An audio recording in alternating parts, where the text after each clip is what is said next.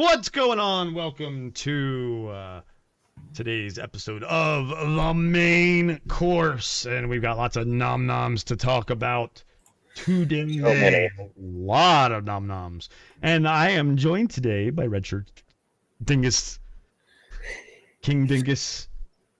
Let's Redshirt go. Dingus then. So you need to help Chris out here today, as there's a lot that There is a lot. And there's Talk about. stuff that's more like up your alley than my alley too, which is cool. Yeah, I was out of curiosity last night. I looked at the list of stuff today, and I was like, "Holy shit, there's a lot!" And then I also realized a lot of the stuff would actually be stuff I'd be interested in talking about. Yeah.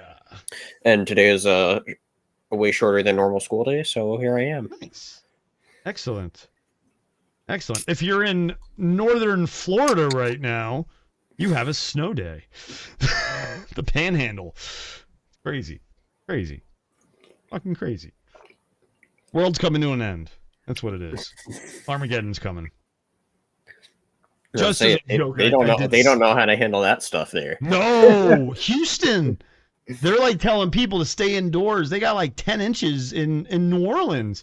Fucking Ronnie, how many inches did Ronnie get, I wonder? He doesn't know how to handle that shit. Oh, not at all. It's funny.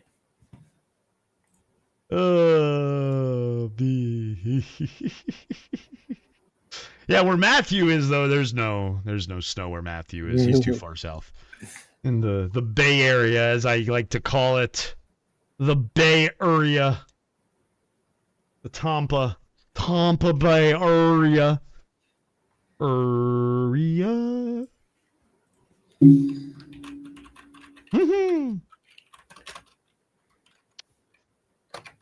So, how are you doing today? You know what? I'm doing good. Got everything I need out of the way done and early, so that's good. Always on. But you know what? I think with how much we have, unless there's any housekeeping to take care of. No, not really right now. Not Go ahead and today. go through it. Tomorrow, I will say, just a reminder, tomorrow we're starting a little early because it's the Dev Direct from Xbox. So we're going to go from Dev Direct right into main course. So There you anyway, go. there's the only house cleaning we have. Perfect. All right, well, let's take a look at this first article. You want me to share screen, or are you going to follow along on the document? Oh, I was just gonna follow along. Okay. We're going to cover the New York Game Awards winners. This is an All right. interesting one. You know, why don't we talk about actually go to the next thing, the thing that Reggie said, before we get into fully the awards. Oh yeah, You know, singing. he hosted it. Reggie hosted it. That's awesome. And you can actually watch the whole thing. That link in this Twix post, whatever we call it, takes you to the 3 hours and 48-minute event that you can watch. Wow. And I was like, you know what? Like I said yesterday, if we were like a big channel and monetized and stuff, I would have watched it, you know, and covered it and done it myself. But we're going to use IGN's article instead. But Reggie did say about Astrobot, probably Spencer's top game from last year. Might be Indiana Jones now, honestly, but Okay. So it's close second, probably. they battle it out, and it doesn't help that they're completely different kinds of games, you know. Right?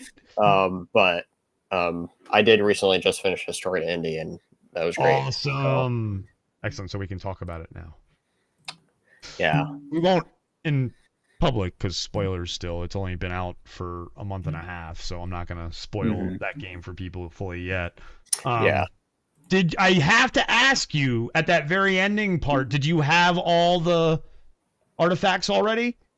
Or do you have to go back and get some? No, I was a little peeved at. Well, actually, you can't get all the artifacts unless you go back anyway, because one of the artifacts is right before the big end sequence where you could say you face the final villain.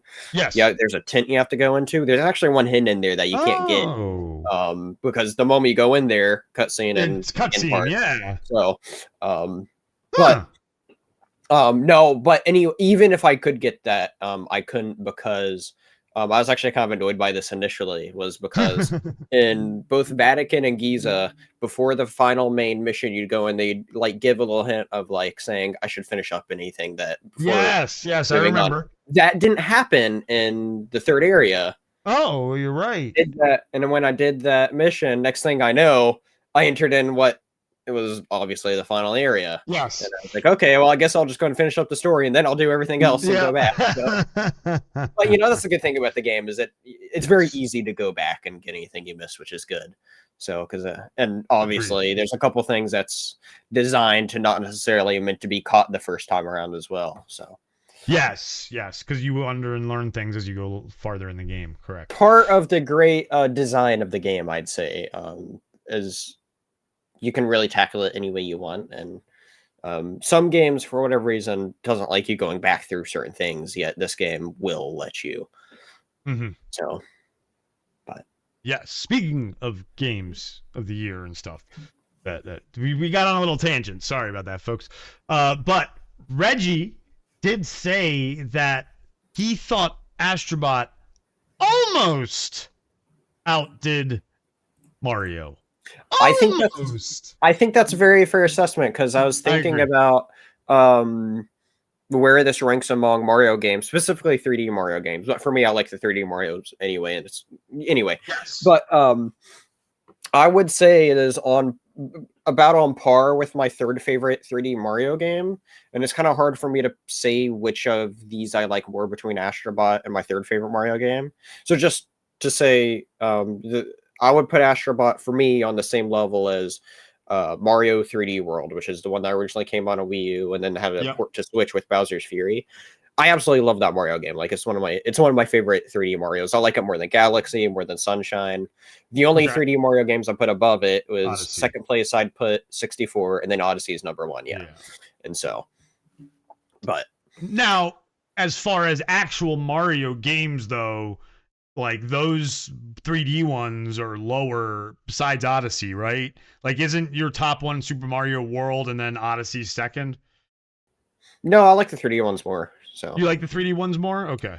Once I start putting in 2D ones, I wouldn't put Wonder and like World until below probably 3D World. Okay. So, but that's also just very personal preference. I liking 3D more. Absolutely. And what you grew up with, first grew up with, because for me, I first grew up with 2D Mario. You first grew up with 3D Mario, so it makes sense. It does. And then also a lot of the games these days are modeled after 3D Mario. Actually, the first big Mario game I got into, and this game I have a lot of nostalgia for, is the Wii Super Mario Bros. The 2D one. Oh, that's a great game. Yeah. I'm just really sad that like it's kind of like locked in that Wii area. We got the Wii U one, which is like the Wii U one was good. It was good, but I like the Wii one more. Yeah, so. But now we have Wonder. We have Wonder, which is great as well. I don't know. I'd just like to play that Wii one again without having to hook up my Wii, which I could do. I still have it and all that stuff there. I think I have that game on my shelf over there. There's also, I do. I say it at the bottom of my shelf there. You have a PC where you could, download that Dolphin. Good old Dolphin. Yeah, I don't know. I've thought about doing that with some GameCube stuff, because there's some GameCube stuff I'd like to play, and like the problem is some of the game. Well, see, okay. Yeah, I guess. The main ones that actually come to mind for me with GameCube, because I have a copy of the Wii U versions of those Zeldas, I'm sure. Oh, okay. And I'm hoping that we'll finally get them on Switch. That's kind of what I'm holding out for. Is Switch like surely, well, Switch 2 now, will right? Finally be on Switch 2. Well, they'd have to do GameCube first. Online. Oh yeah, that's true. GameCube and Wii would be hard to implement, and I think they've done a lot of experimentation. Oh, because of the well, you'd have to do certain games and turn off motion control. Well, no, you could with the Joy-Cons. I guess you could kind of. It depends. I think a big part of Nintendo, what they do is they'll sell new ports of what's actually tests. I think some good examples this generation is we got Skyward Sword, which was a Wii game, which is their probably ultimate test of how we can bring Wii stuff. And we just got another Wii port literally last week of Donkey Kong Country Returns. Oh yeah, that's right. The freeze, Tropical Freeze, right? So those are probably tests of how easily could we port these Wii games to the Switch, or in this case also the Switch 2. And then we also saw that just be done with the 3DS game as well this year. Yeah, with Paper Mario. No, that was a GameCube game. Oh, but okay. it was with Luigi's Mansion Dark Moon. Oh, that's right. Yes. But that's funny you mentioned that being a GameCube game, though, because now the only Luigi's Mansion we don't have on Switch is the first original Luigi's Mansion. So, but yeah, we'll see what happens. Yeah, we will. I think it's a lot of tests, though, for how they could potentially port these games to Switch, though. Not necessarily the HD remaster part or quotations on the remaster, but like the ease of, okay, how we can port this or for future services. And while they're figuring out the best way to port it, sell it as a whole other game that people would love, you know? And we see Nintendo do like sort of hints of stuff like this as they go, you know, like a lot of the stuff that was first implemented gameplay wise in Skyward Sword was like really expanded upon in Breath of the Wild, which is really interesting. So Nintendo does stuff like that all the time, and people don't necessarily catch those things until it happens. Of course. Yeah, I mean, Nintendo is one of those companies that they could be working on a game for 10 years and no one will know. You know, rumor has it next big Mario is going to be the big hitter with this, and we know the next big Mario Kart is too. And I think in that little teaser it showed like 24 carts or something like that. Yeah, we actually have an article about someone breaking down from that teaser trailer the actual what the power of the Switch 2 might be. So it's going to be interesting to check that out for sure. Yeah. All right. Well, lots of cool stuff to look forward to. But anyway, anyway, Reggie said as he was hosting the New York Game Awards that Astrobot almost outdid Nintendo at its own game. So let's see if they could pull out and win Game of the Year at New York Game Awards. Astrobot was the big winner of the night as it took home Game of the Year and 2 other awards. Look at that, folks. Awesome. So here we go. Well-deserved. Yeah, well-deserved. So the Big Apple Award, which is the Game of the Year, Astrobot beat out all those games. See, like, here's the thing, though, is even though I might prefer Indiana Jones in a lot of aspects over Astrobot, I'm not mad about Astrobot winning, because at the end of the day, Astrobot's a great celebration of gaming versus Indiana Jones is just another movie franchise into a game. It is, and that's what I was going to say. Astrobot did something different. Yeah. And that's the thing. Indiana Jones, while it did some things different, it was more of pulling inspirations from other games. While Astrobot, it didn't pull inspirations from other games. It celebrated those games and did its own thing. Right. And so, bravo to that. Yeah. So that's Game of the Year has won it twice now. Game Awards and New York Game Awards. And let's see if it wins at the DICE Awards too. Yeah. So that's coming up.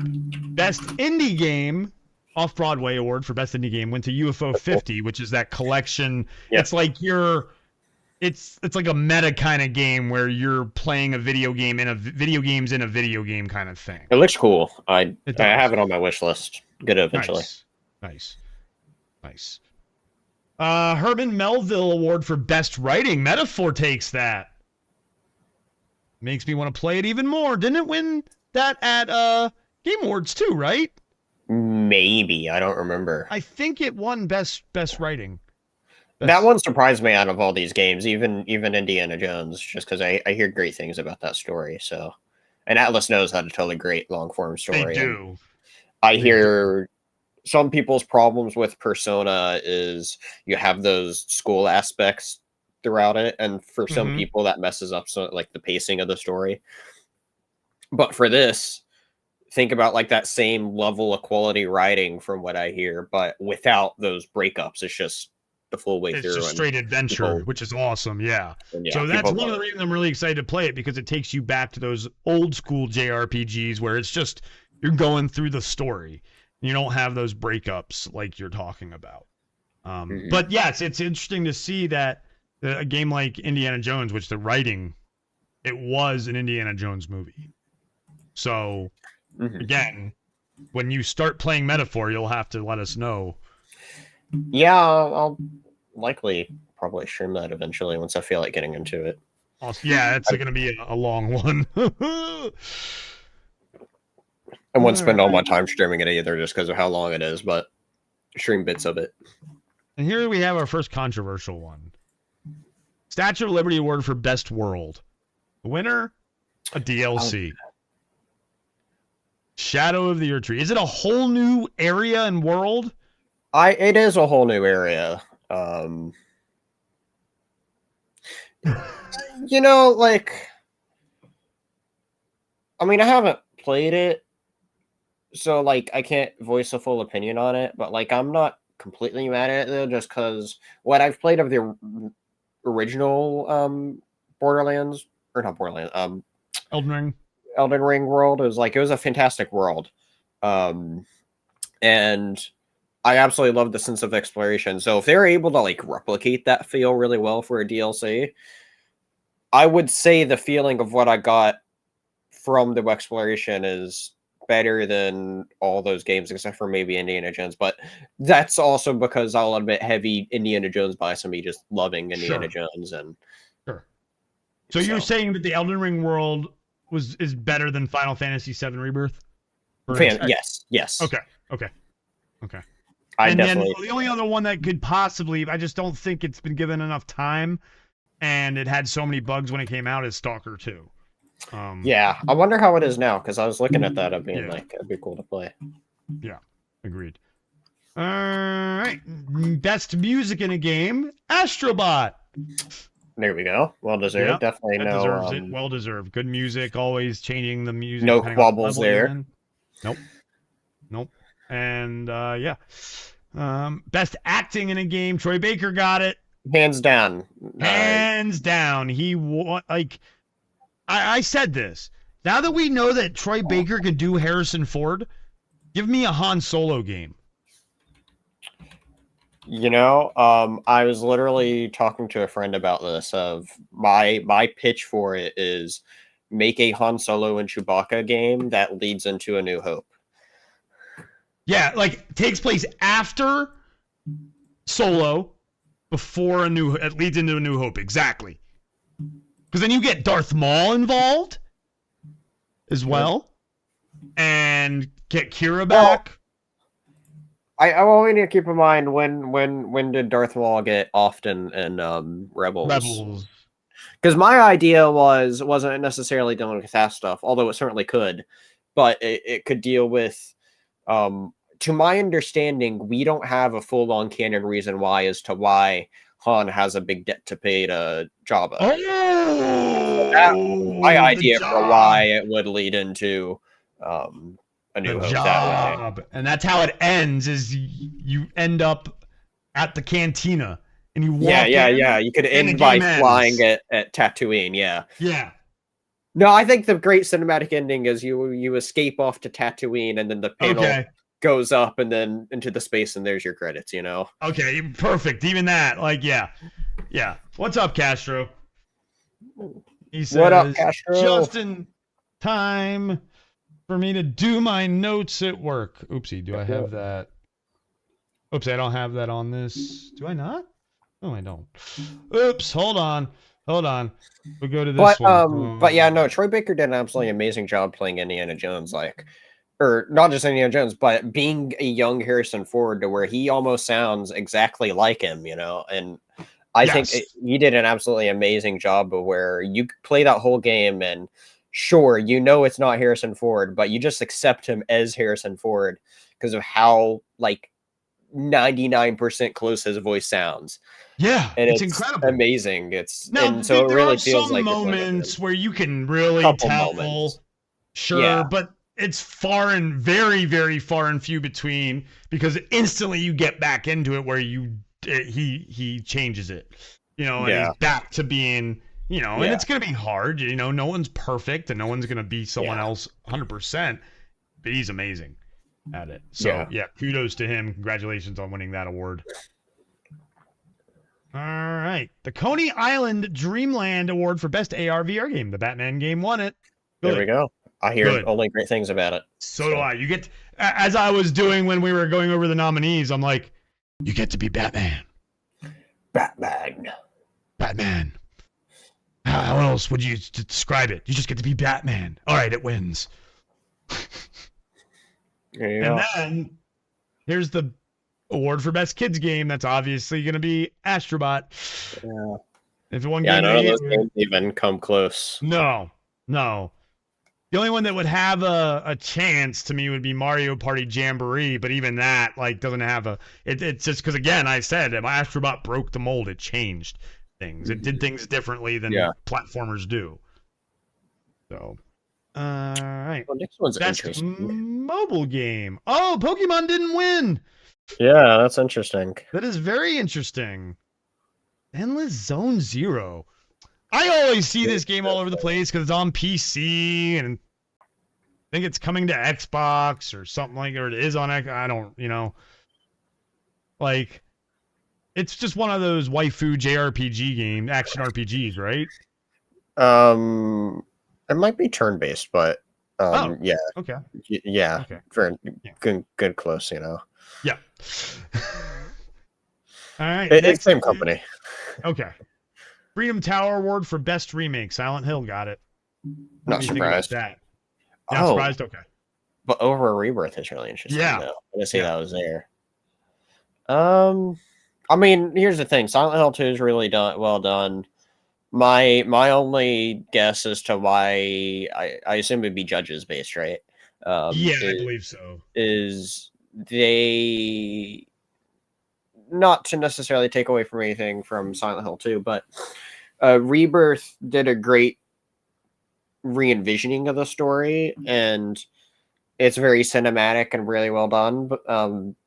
But I know some people aren't happy with how they handled some of it. Oh. Or maybe the endpoint of like for instance, in our community, James doesn't like how they changed it, Yes. And so depending on the judges' views, maybe they didn't like that. I don't know. I mean, like I hear great things about both games though, so. But I feel like overall, critically, Final Fantasy's been higher. They're both PlayStation exclusives console-wide, right? Believe so, yeah. Yeah. And did Silent Hill 2 come to PC? I believe That's so. a great question. Here, I'll look on Steam here really quick. Yeah, I can't remember. Because we know Rebirth is coming to PC, so Silent Hill 2 I think it came out same day on PC. Yeah, that's what I'm saying. So I think that might be give it that accessibility reason. More people are able to play it right at launch. Maybe that's why it goes ahead of Rebirth. I'm not sure. Like, there's a couple of reasons there, and I feel like at the end of the day, it's kind of like more preference, Yes. So Agreed. I don't know. Different kinds of games. Completely different kinds of games. Right. But I'm not mad at it. I mean, my personal vote would be Final Fantasy, but sure, because you played it though. That's also true. Yeah. We would have to ask Castro, who's played Silent Hill 2, and see what he thinks. Yeah. Let us know in the chat, Castro. As he says, W Batman on the absolutely on that AR/VR game. All right, next one. Best hidden gem. Mouthwashing won that. What do you think? I know you know about that game. I don't know much about it. I don't know if I know this game by name. Oh, really? It's like a weird horror game. I think it's on. I'm looking at it right now. Patrick knows about it. I know see it on Steam here. I don't know if I know this game. I'm looking at it right now. It doesn't look familiar. It's definitely weird. It's supposed to be very, very weird. I can see why it would win with something just being weird and unique, So okay, you know what? Kudos. It has 96% recent. No, all reviews is 96%, and then recent reviews is 95. Okay, so it lost a overwhelming positive of. What's the byline say? Or the byline? The tag, like the description.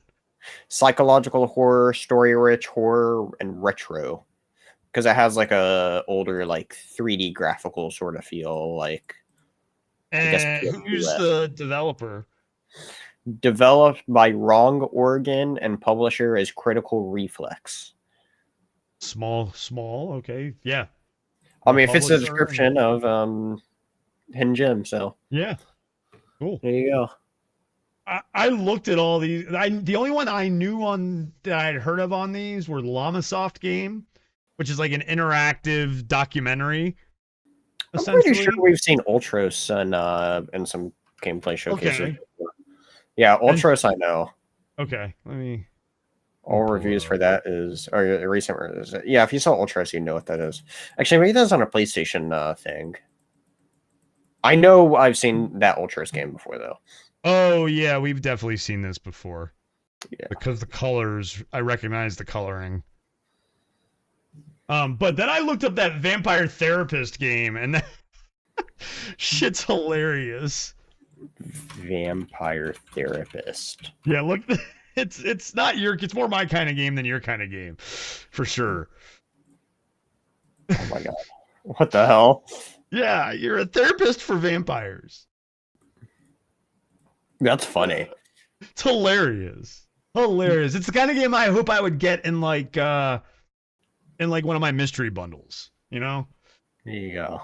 Comic, what's up, Comic? He said he enjoyed Silent Hill 2 remake. Did he play both? Comic, did you play both Rebirth and Silent Hill 2 remake? He's only played some of Final Fantasy remake. Okay, but so he did stream all of Silent Hill 2. Yeah. I remember that. All right. All right. It's these last two we got. Best DLC. Not a surprise there that Elden Ring Shadow of the Earth 3 won. Yeah. We're not surprised. Moving on. Yeah. Best game journalist. Don't know who these are. I don't know any of those names, so no, neither do I, which is crazy because we look at a lot of freaking video game articles. Yeah, that's interesting. So let's look up who these people are. I'm just gonna look up the winners and see. Yeah, that's what they're from Polygon. Ah, interesting. Interesting. Congratulations to Polygon. Oh, that's a site that I know a lot of people aren't fans of too. Yeah, that's intriguing. I wasn't expecting that name, but there we go. Like, it's weird and I've heard of Grant Stoner. It's probably the only person on there I've heard of. Okay. So New York Game Awards. It's game award season, folks. Actually, it's award season in general because we just had the Emmys as well, and we had the new Game Awards, and then we had New York Game Awards, and we're gonna have the Oscars, and then we're gonna have the Dice Awards. So lots of awards going on, guys. Lots of awards. Oh, this next article is going to excite Spencer. Next article is going to excite Spencer. Oh, yeah. But bam! We got a leaked release date for Doom the Dark Ages, and we'll obviously definitely find out tomorrow if this is right or not, but I have a feeling it is. What do you think? I mean, let's see here. Last main game from id Software came out, and over 5 years from the release date. Yeah, because I remember it came out the weekend right after COVID began. Oh, that's right. Yeah. So, because the one good thing I got out of COVID was I got to play that game a day early. But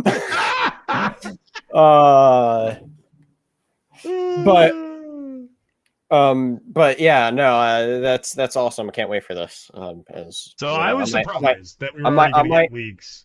I might do a Doomathon or something leading up to it. Ooh. So we'll see. So this is according to an article released by Game Cult. The article got taken down. Surprise, surprise. Okay. Xbox probably contacted them and said, "Take it down now, motherfucker," which makes me realize that it's probably a correct date.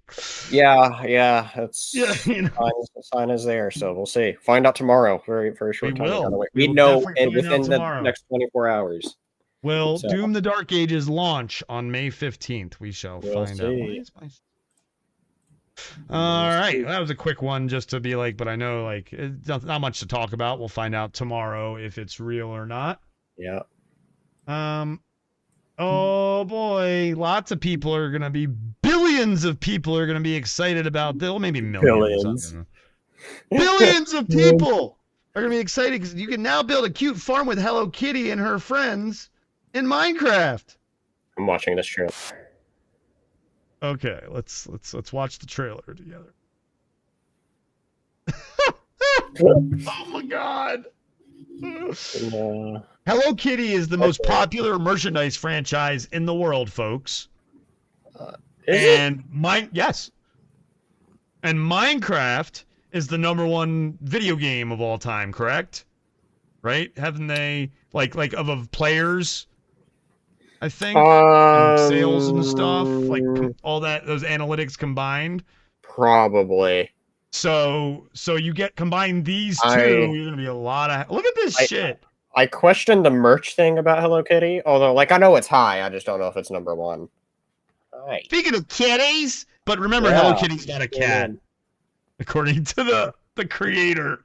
That's funny. Oh, chickens, pigs, cows, bees, all the regular Minecraft shit that you would have. Although There you bees, go. did they have bees before? So tied into like it's like my vibe I get from it is it's literally Minecraft meets Animal Crossing because you're building up your village there and you can decorate the house and everything there.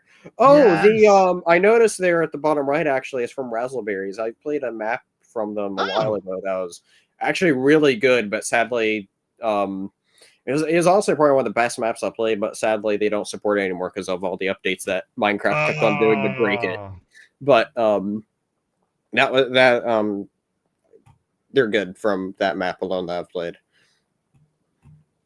So that's cool. Yep. It's going to be 1,510 coins, which is roughly $10 to $12 to say. Standard price. That's good. Yeah, did it say release date? Is it out already? Oh, this Friday, right? No, I didn't catch that. I didn't see a release. I don't see a release date. Does it just say coming soon? No, it just says discover more. Oh, no, available now. There you go. Oh, available now. Okay. I was going to say, usually those trailers drop the day they came out. Oh, so. Yeah, I see it. Available now. Yep. It disappeared. That's why. Cool. All right. So if you like, again, Hello Kitty, huge. Minecraft, huge. They've combined forces to be huge. Yeah. And here's a little interesting. Annapurna's a huge. Speaking of huge, Annapurna's a huge video game publisher, and looks like someone from Netflix gaming division, which is interesting. They're going from Netflix mobile games to Annapurna, which is a huge leap. Is coming over. So this is just a small story, but it's interesting to see. Netflix has a good track record. Yeah. Annapurna has a good track record. So let's see what, speaking of combining forces, like we did with Hello Kitty and yeah. Yeah, let's see how Annapurna. I love Annapurna games. They do what a good I played job. Is good. Yeah.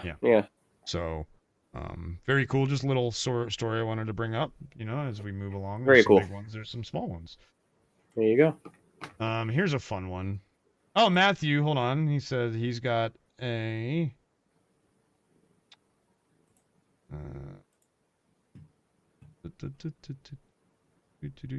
Got an email. A little teaser for the live action Lilo and Stitch. It's not the same one they released, right, Matthew? It's a new one.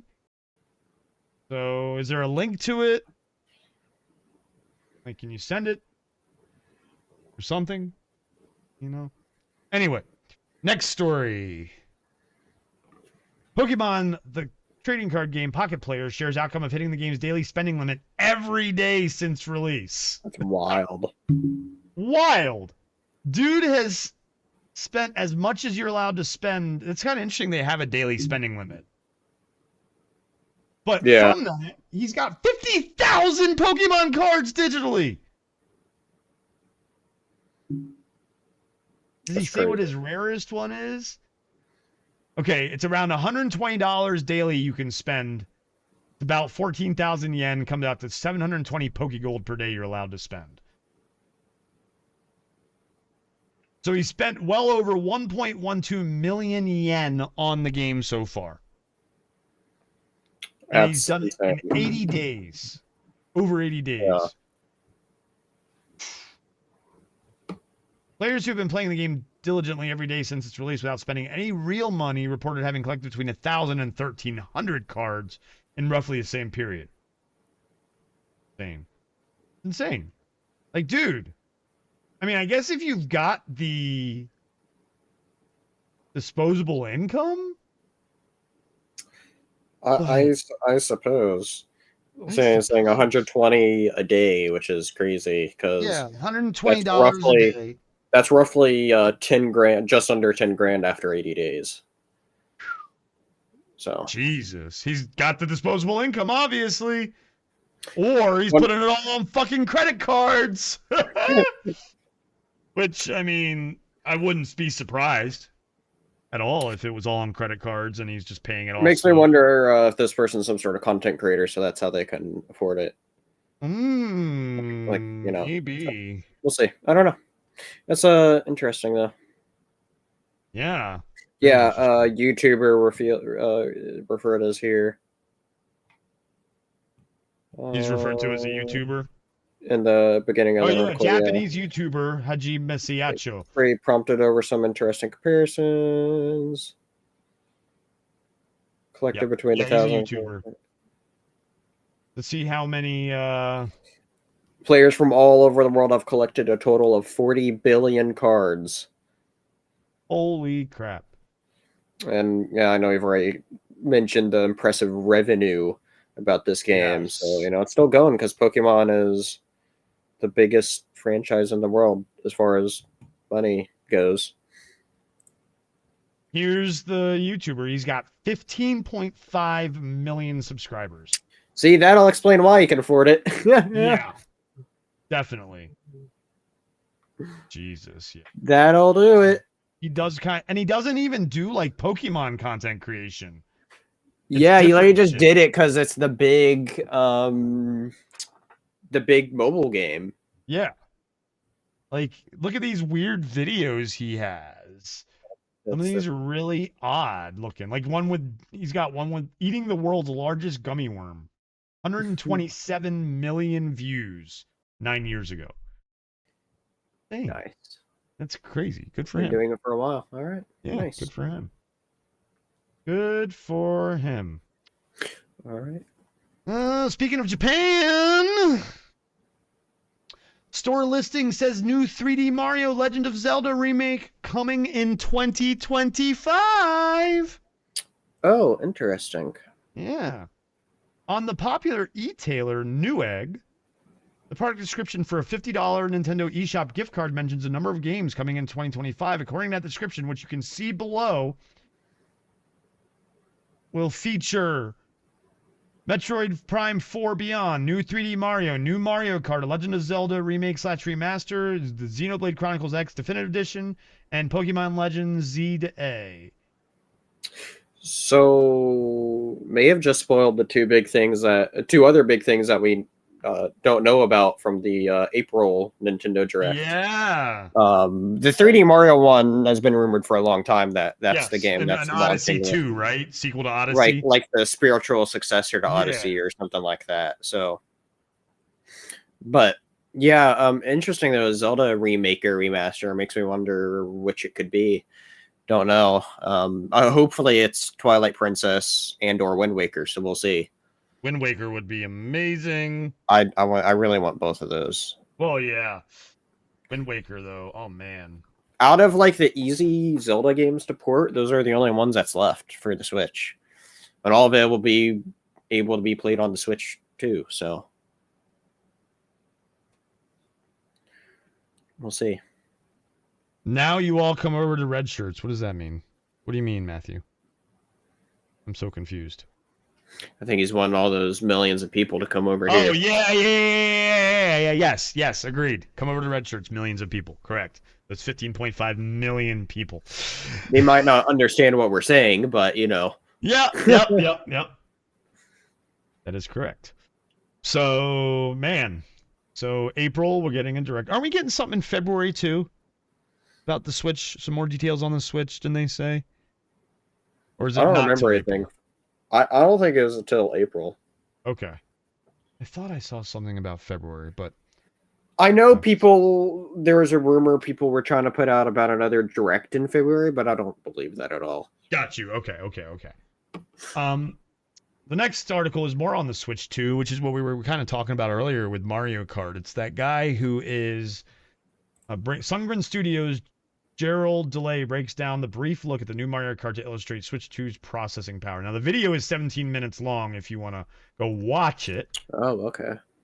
But we'll go ahead and use GameSpot's breakdown because we're a small channel and they do the big work for it. So the first look at Nintendo Switch 2 didn't have much in the way of game footage except for the brief glimpse of new Mario Kart. Ordinary players may be able to appreciate the preview of what Switch 2 can do, but one game developer has broken down the footage to expose how the footage exposes the sheer power of the system.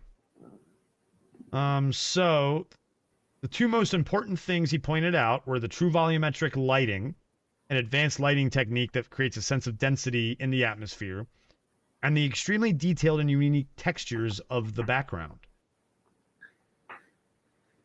Because the first iteration of Switch would struggle to run either of those features at a high frame rate, Delay noted their inclusion suggests that this system is significantly more powerful. He also estimated that the RAM for Switch 2 will be between 12 to 16 gigs. And he noted that real-time creation of shadows, cloth simulation on the flags in the background, reflective textures, and the higher polygon counts on the character models for Mario and his friends. Bring all of those aspects together at 60 frames per second demonstrates just how far Switch 2 has come from the original model. Yeah. So huge. Yep. And here it is. We're going to get it, or Nintendo will reveal more about the Switch 2 and its games during the next Nintendo Direct on April 2nd. And people are predicting a June launch, which wouldn't surprise me. Right in time for summer, for kids and stuff, for sure. We'll see what happens. And that's that. So, yeah, awesome. So go back and watch that trailer, I guess, and notice the volumetric lighting, the higher detailed textures, the flag waving, and the higher frame rates. So very, very cool that it's gonna basically catch up a little bit. Not huge, but a little bit. It's gonna catch up. Yeah. I mean, that's all Nintendo needs at the end of the day. Is they've never been the powerhouse. They were always about innovating. I mean, this seems to be different as it's just a hardware upgrade for them, but at the same time, just a little hardware upgrade for them is all they need for their stuff. And at the end of the day, all I'd really be playing Switch stuff for is, I mean, other than maybe a couple indie games here and there, like the next sort of good indie like Balatro to play on the go or something like that, would just be the Nintendo games, So yeah, let's see. Excited to see what's going to happen there. Yeah, I'm really intrigued by that, by the Joy-Con, and if it really is a mouse. I think so, by what I'm hearing. I could just sit, again, Switch 2 docked right here, mouse, another screen, Yeah. It's got to have a built-in browser, and it already does, actually. Doesn't the Switch have a built-in browser? I don't think so, but we'll see. I mean, there's some interesting things they could do with that, because, if the mouse works well, you can now play, RTS games on there. Yeah. Which is kind of crazy to think about. Because that'd be the best way, theoretically, you could play RTS games on a console. Yeah, I mean, you can already, with some games on Xbox, use mouse and keyboard. Right. I don't think PlayStation has any compatibility with that. Right, but just to think of your controller you get with the console. Yeah, you don't have to get another controller. That's exactly right. Point and click games, even, for me. Yeah, it's going to be really interesting to see. Shooters, even. I was about to say, if you could get a way to because a keyboard, plug a keyboard in. Yeah, have some sort of keyboard accessory would be really interesting if that happens. We'll see. It all depends on how well the mouse thing works. So yes, that is exactly right. The next thing up is something you wanted to talk about. Now the video is 6 minutes long, so how do you want to do this? Just watch it. I mean, we got time. All right, let's go for it. Let's watch it, and then if you want to say you want to start talking about something, let me know when to pause it. I think it's a good thing to. You don't necessarily need to pause it at all, but just commentate over it. Okay. So just tell me when you press play, so we'll push things. All right, 3, 2, 1, go. May contain inappropriate stuff for no. How awful. Unreal Terrible. Engine 5. Oh, hell yeah. This is going to look pretty. Where are the 7 stars in the sword formation? So, this is one of those things that stood out because the trailer...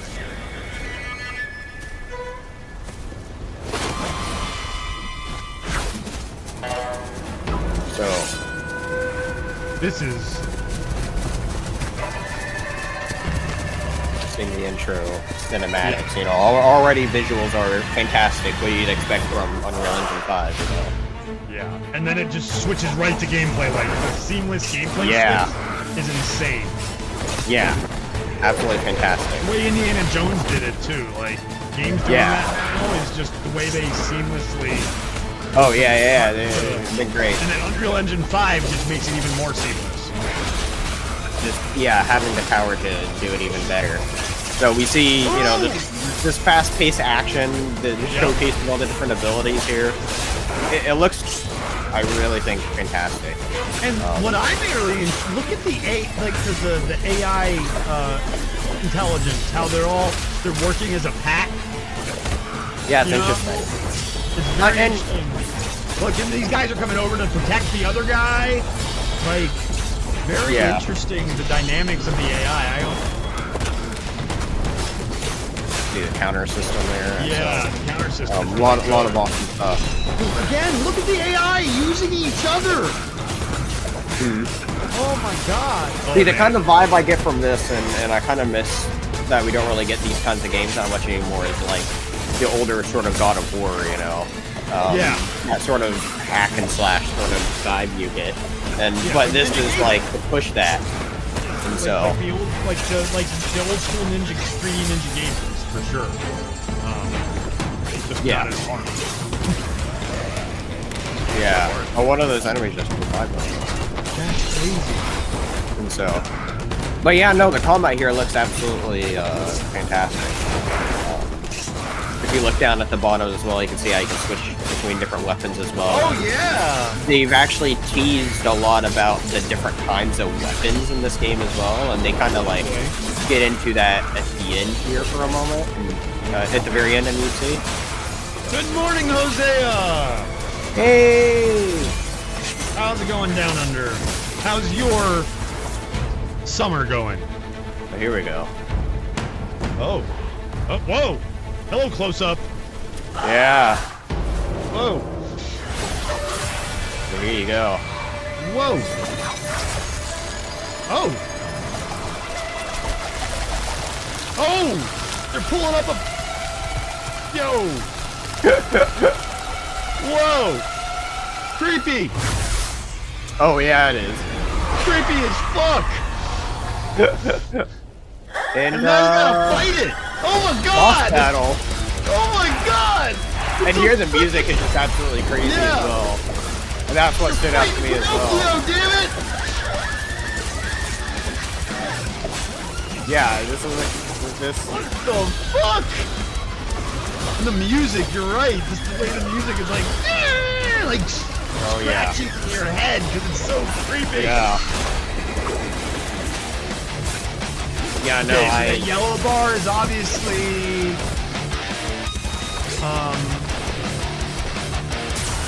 it's some sort of like stamina or stagger, I think, I believe. Yeah, so you have to bring that down first. Well, you see by I can make them sort of. Yep.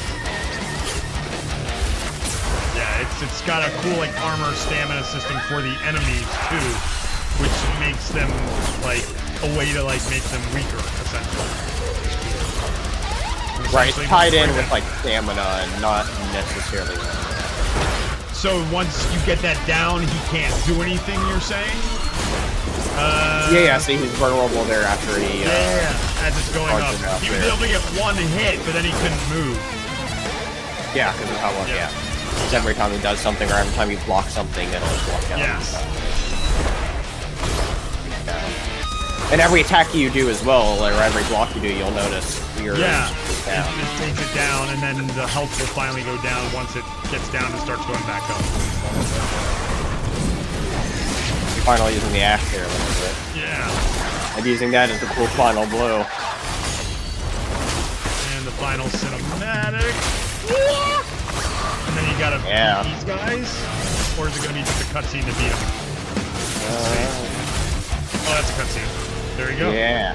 There you go. Phantom Blade Zero, which I think looks fantastic. Will be announced this year. See, on that part I wasn't surprised by because they previously said they weren't expecting a release date till 2026. Oh, cool. Just because it's a big ambitious project that they've been working on. And so you can see what I mean here. That was weapon number 27 that was just shown off. So that tells me there's at least 27 weapons, likely more,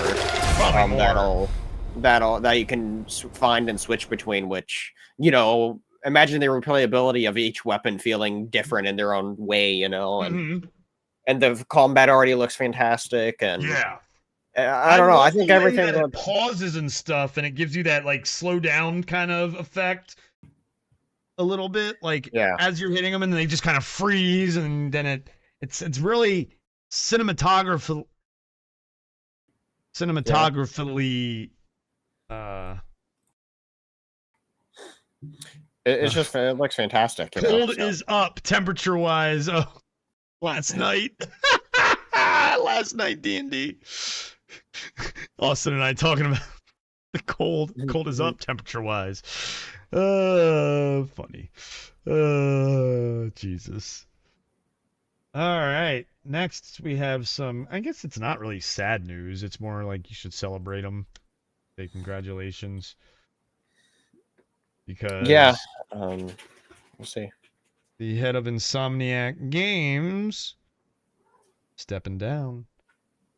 And they've got 3 new co-heads. Crazy. So, Ted Price retiring from Insomniac Games. Oh, look, there's a link to another article about that. Here's the actual article about it. If you click that article in the first paragraph. Second paragraph, sorry. Yeah. It's actually the article about it. Cool. So, let's see how long ago he's been... Say how long he's been with them. 30 years. Oh, yeah. 30 wonderful... Thanks to Insomniac Extra players into video games for 30 wonderful years. That's like... He's like, and he's not that old. So, he's retired. The fact that he can retire, he probably, early 50s, maybe? You know? Probably started in the industry in his 20s. Like... Man, it makes sense for where the industry was back then, though. You know, so.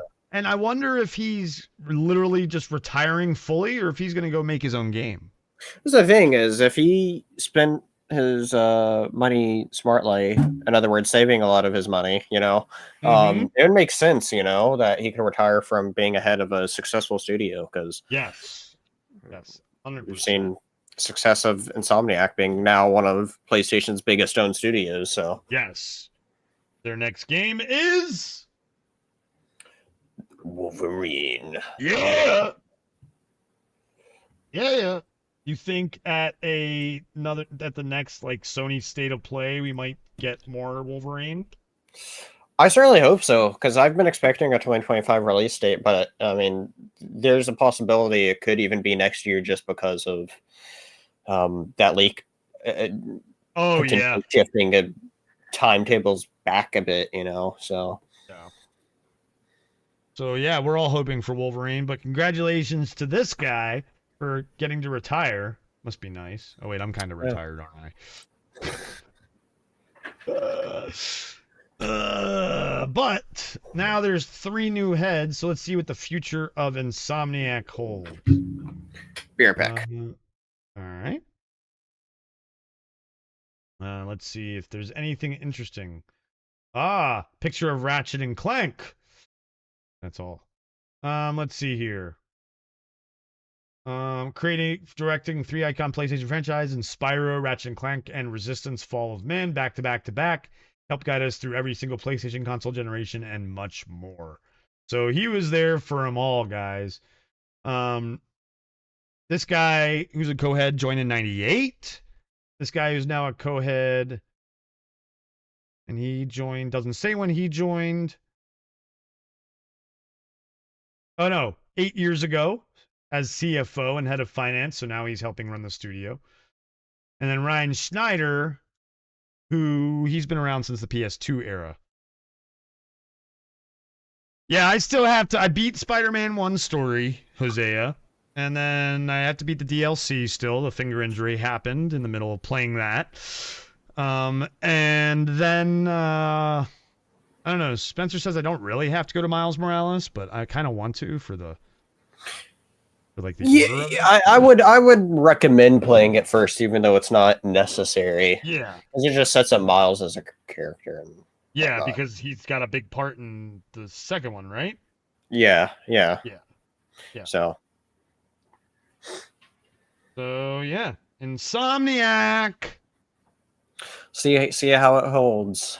We shall see how they hold up without their guy that ran it for 30 years. Yeah, it'll be interesting.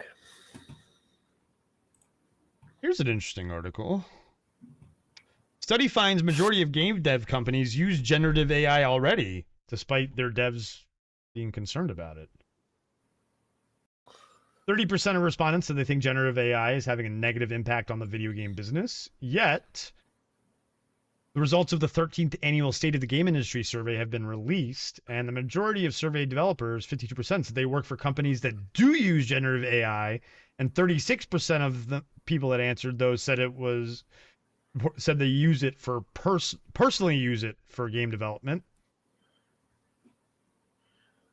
30% of the respondents though say that it's having a negative impact. So that's very interesting. Half of the workers surveyed said that their companies use generative AI, and a little over a third of them say they use it personally. And then 30% of them, a little less than a third of them say though that it's having a negative impact on the industry. So it's like one of those things where it's like it's here, but we don't like it, but we're going to use it anyway. The way I view AI is that it's a tool. There's Yes. great ways and terrible ways to use any tool, you know. And the way with AI is and why all these companies use it is it can get a lot of the easy code work done really. A lot of like coding involves just kind of like Typing, the right? basic, right, like basic, yeah. And it just takes time, like your usual labor sort of force, think of it that way, Yeah. and so um and so a lot of companies are making the switch of like, well, instead of hiring junior programmers, why do that when, like, instead of hiring 5 of them, you can essentially hire what I would call an AI editor. Somebody that would edit the sort of stuff, and they just do that code as they will. And so, yeah, and for some things it works well, but then I'm just, and there's definitely some parts of it really helping a lot of the tedious parts. My big concern with this overall is I think that all these percentages are only going to go up as far as AI being used. My big concern with it is, yeah, it can help you, but at the same time, if AI is taking all the roles of these different junior positions, and people trying to break into the field of anywhere across the entire industry of just people like trying to program, eventually. right, exactly, yes, exactly. Yeah. Is AI is taking a bunch of these places, and if almost nobody's going to be hired, there's going to be a big generational gap that you're going to feel 10, 20 years as all the ranks naturally move higher up. People aren't going to know how to handle this AI or this code stuff if, there's a natural chain of progression that people can only get with experience in the workforce. And if you're cutting it off at the base level there, it could cause, I personally think, big ripple effects across the industry, depending on how AI will, be used in this regard. Do you think if, like, for example, you're in college right now, Mm-hmm. do they have AI classes in your program yet?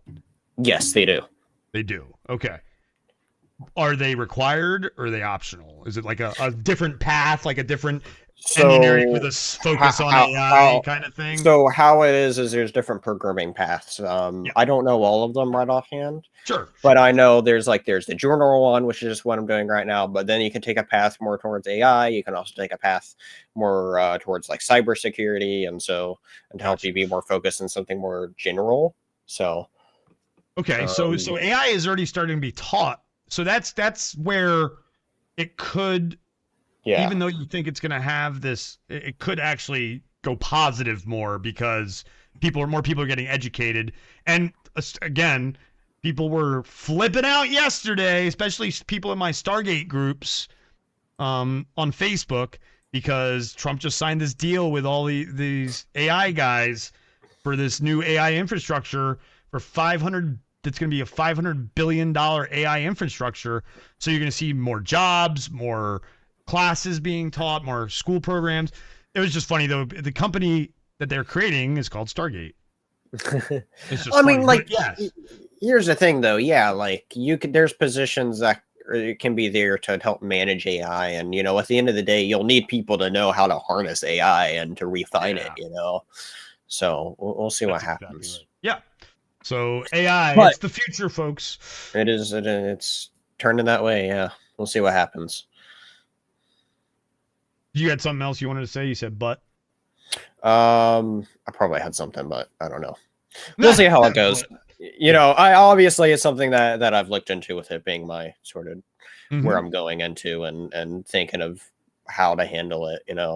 Especially as the way it's approached. The concern about it now is. I won't even say there was really concern about it when I first entered college, and now look at it now. Yeah, that shows how big of a change. Just showing how big it is within the last few years, and so it's interesting. Especially computer science is really interesting as well, just in general towards it, because I view computer science as the odd child of the engineering family. It's technically part of the engineering family, but it's the one that's not hands-on like all that other stuff. And you have to take all these basic engineering core requirements because it's technically engineering, but it doesn't really use it. For example, one of the classes I have to take this year, and because it's more of an engineering core requirement, is a physics class. Oh, and yeah. So it's okay, you wouldn't really use that with the vast majority of stuff you'd be doing with programming.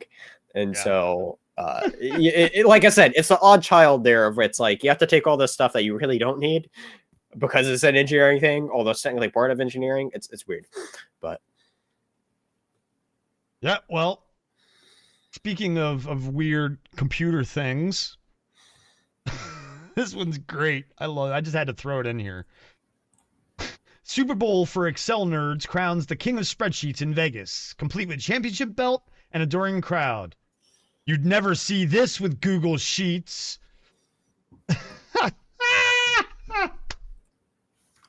Love it. Love it. So here's the Financial Modeling World Cup winner. That's interesting.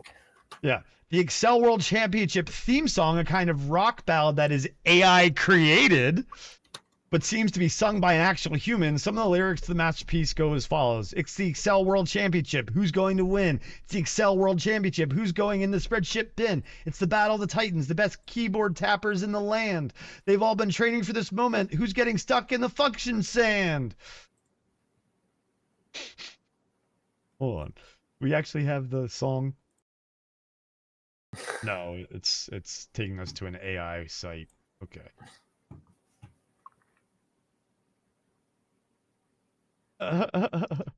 That's great. Let's see if oh, here's the finals. 7 hours long. That's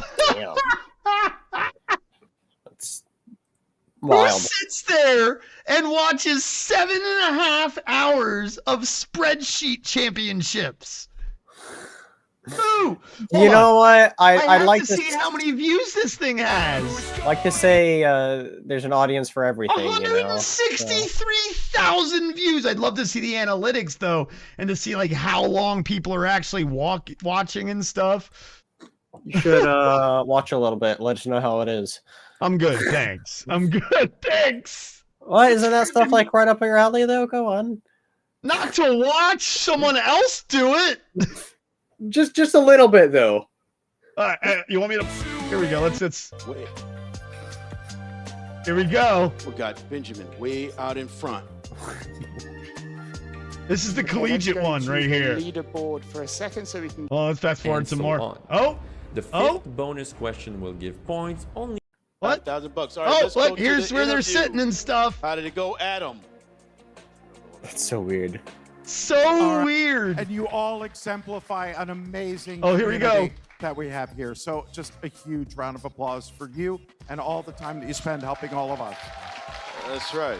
Oh, there's the winner right there. That guy in All the right, beard. and with that, Here we go. Yes, with that. And Michael Jarman, look up here. oh, This is for you. Oh, did they crown him already? Oh no. All right. Congratulations. Oh, you missed it. There you go. there. Take a bow. This is so weird. All right, that's There's- enough. All right, There's- everybody give us Oh man, that's There's something for everybody on the internet, guys. Yeah, exactly. There is something for everybody on the internet. Right, Frodo? Hi.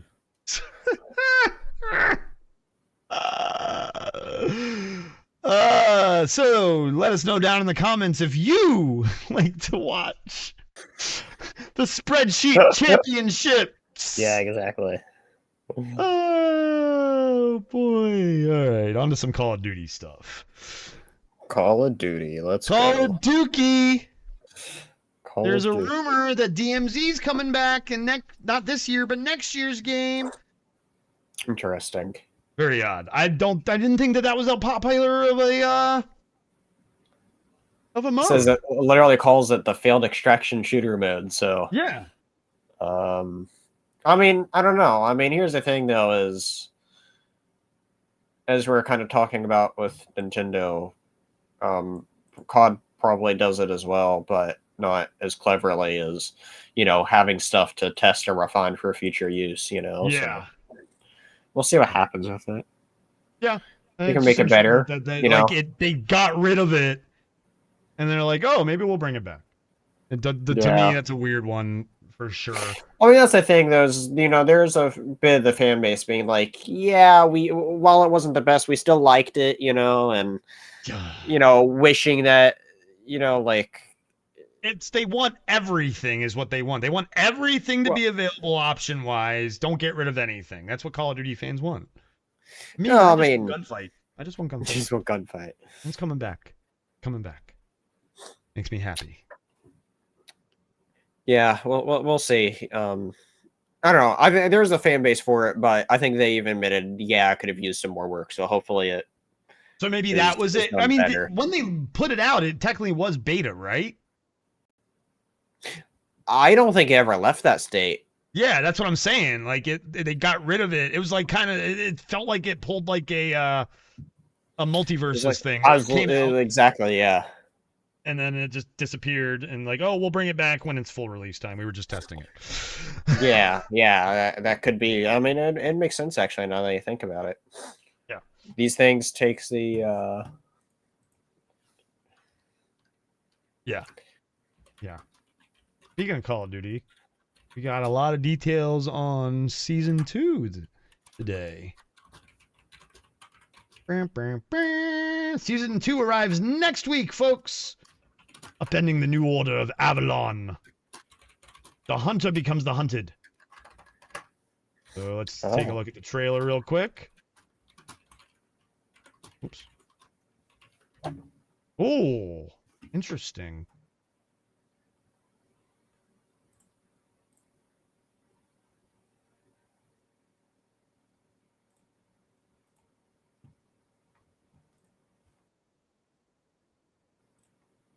How many new maps? I forget. 2? 3? 3. Man, some of these skins are badass. Yeah. Was that Deathstroke? No. No. Looked like him, but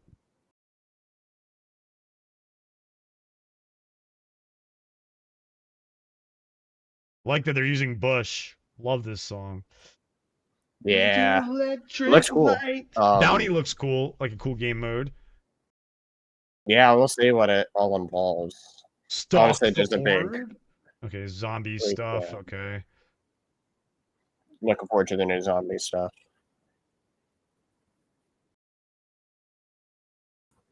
Yeah, it's cool. You know, they're creating settings. They're separating the settings of the HUDs between multiplayer and zombies, so you can edit your HUD just for zombies now. That's awesome. Yeah. Cool. Cool. January 28th, folks. So there's a bunch of other stuff that didn't cover. So here's the big. Open this. Where did it open it? It downloaded it for me. I clicked open image in new tab. Oh, it is. You're right. What the fuck? That's annoying. All right, open. Damn it. No. I move it to yes. Right here. There we go. That's better. Okay. So now we can really break this down. So, Yeah. wow. 3 new game modes right off the bat. That are 6v6. Oh no, these are the maps. Okay. 5 new maps total. 3 new maps off the bat with 2 more coming later. Yep. Bounty, I think they all look pretty Dealership. cool. Lifeline. The boat one and the car dealership one look awesome. Bullet is a train that's coming in season. That's gonna be that's cool. and it's gonna have a gunfight too. 2v2. So is Lifeline, the boat one. And then Grind, which is a skate park. That's pretty badass. Yeah, I think that's an awesome selection. Yep. Weird modes that they're coming out with. Overdrive. They're bringing gun game back. Yeah, I'm excited for that. Hosea, we're gonna check out the Mickey 17 trailer in a little bit, so we will let you know. Ranked play season 2 in camos. Okay, what's this couples dance off thing? I have no idea what that mode is. That's a good question. And then third wheel gunfight. Like, what's how it like? I don't like. Is it just 3v3 gunfight, or is there some weird I don't thing know. to it? Because, That's the thing is, I mean, unless they detail it down below, which you we'll really look. don't know. Yeah. And then we got some gameplay updates. A new perk called Slipstream. A new score streak called War Machine. Interesting. All it is a picture of a gun. Hunter's Instinct perk will be coming in season. And then a new multiplayer wild card called, what are the wild cards called? Fly Swatter. I was trying to remember what those are myself. I'll look into that really quick. Okay. Before we get to zombies, which is Black Ops 6 wild card. Yep. Gameplay updates. Oh, I think I know what they are now. Okay. They are the ones that you can equip. Like the most popular one would be like Overkill, where in your second slot you can place your anything that's a non-melee or pistol or whatever into it, right? So like a second primary gun equipped, or these other ones that'll let you have more like of like your lethals or your other kinds of stuff or whatever, you know, these different ones like that. Yeah. Or one that'll let you equip more perks at one time, and so you know, stuff like that. So cool. Those things that'll change your character in a big way. So we'll see what happens there. Okay. So let's go to the zombies now. The new map is going to be called The Tomb. How do you feel about that name? It looks pretty sick. I think it'll be awesome. I saw a picture of what it's going to lead to. I don't know if they showed it in this article or not, but and then there's going to be a staff of ice. They allude. Okay, they do show it in the article. Okay. So but yeah, I know Staff of Ice. I'm not familiar with it, but I know it was a thing. So cool to see that it's back, and that that War Machine weapon will also be back as a support. Yeah, new weapon will be there. So that's cool. So new it's a perk. perk in multiplayer, and it's a what will it be like? Will it be Score a perk streak that in you can buy? multiplayer. So how it works in zombies is all those different like score streaks in multiplayer Yep. are support weapons that you can get in The goblin zombies thing? where not gobballs. There's what was it called, like scrap that you pick up. Oh And yeah, after you get so much yeah. scrap, you can then use that at a workbench and you can like build stuff. Got you. And so that'd be like one of the higher cost ones, probably. Makes sense. Yeah, that gun looks badass. There are gonna be some new augments. I wonder what the death perception perk is. Yeah, that's a good question. I don't know what it is. Maybe So- because zombies are undead and everything, you'd be able to like see them through walls and stuff, or I don't know. Yeah. And then some more new gobble gums, dead drop, modified chaos, and Quack. quack nurlock. I want to know what the hell They're quack. all gonna have. Are they all gonna have rubber duck fucking things on them? That's what it looks like from the picture. And what's directed mode? What's the difference between directed mode and regular zombies? That's a great question. What zombies normally is you know how like the zombies have like, yeah, I feel like there's two ways where you can play zombies, right? The most common way is people just see how long they can last, right? Yes. But there's like that Easter egg main quest that almost all zombies maps have. Yes. And so directed mode is something that I believe it's a brand new thing that they did in Black Ops 6, where after a bit of time of the map being out, they'll release a directed mode version of it where it'll essentially walk you through how to do all of it. Oh, okay, that makes sense. Okay, And so they're gonna do that before the directed mode comes out, you can get like an exclusive reward for doing it. Before it's That's what you usually were pretty talking minimal, but about the Nuketown Easter egg, right? As well, wasn't there like some sort of Call of Duty Easter egg when Nuketown came out or something? You were talking about it. I don't remember what. I remember there was a thing in one of the maps before Nuketown got added into the game that it was set like you could clip out the boundary or somebody using tools was able to look and find Nuketown there. That's right. Yeah. So that's right. All right, and then go to Warzone. Warzone stuff. We don't care about Warzone. Yeah, we don't really care about Warzone. We play Fortnite. Go down to weapons and operators, so that'll. Yeah. So we got a new SMG. Which I feel like the PPSH 41's been in previous games. Probably, they always swap out and then some stuff these is other new, ones I've old. never seen. A Cypher 091 AR.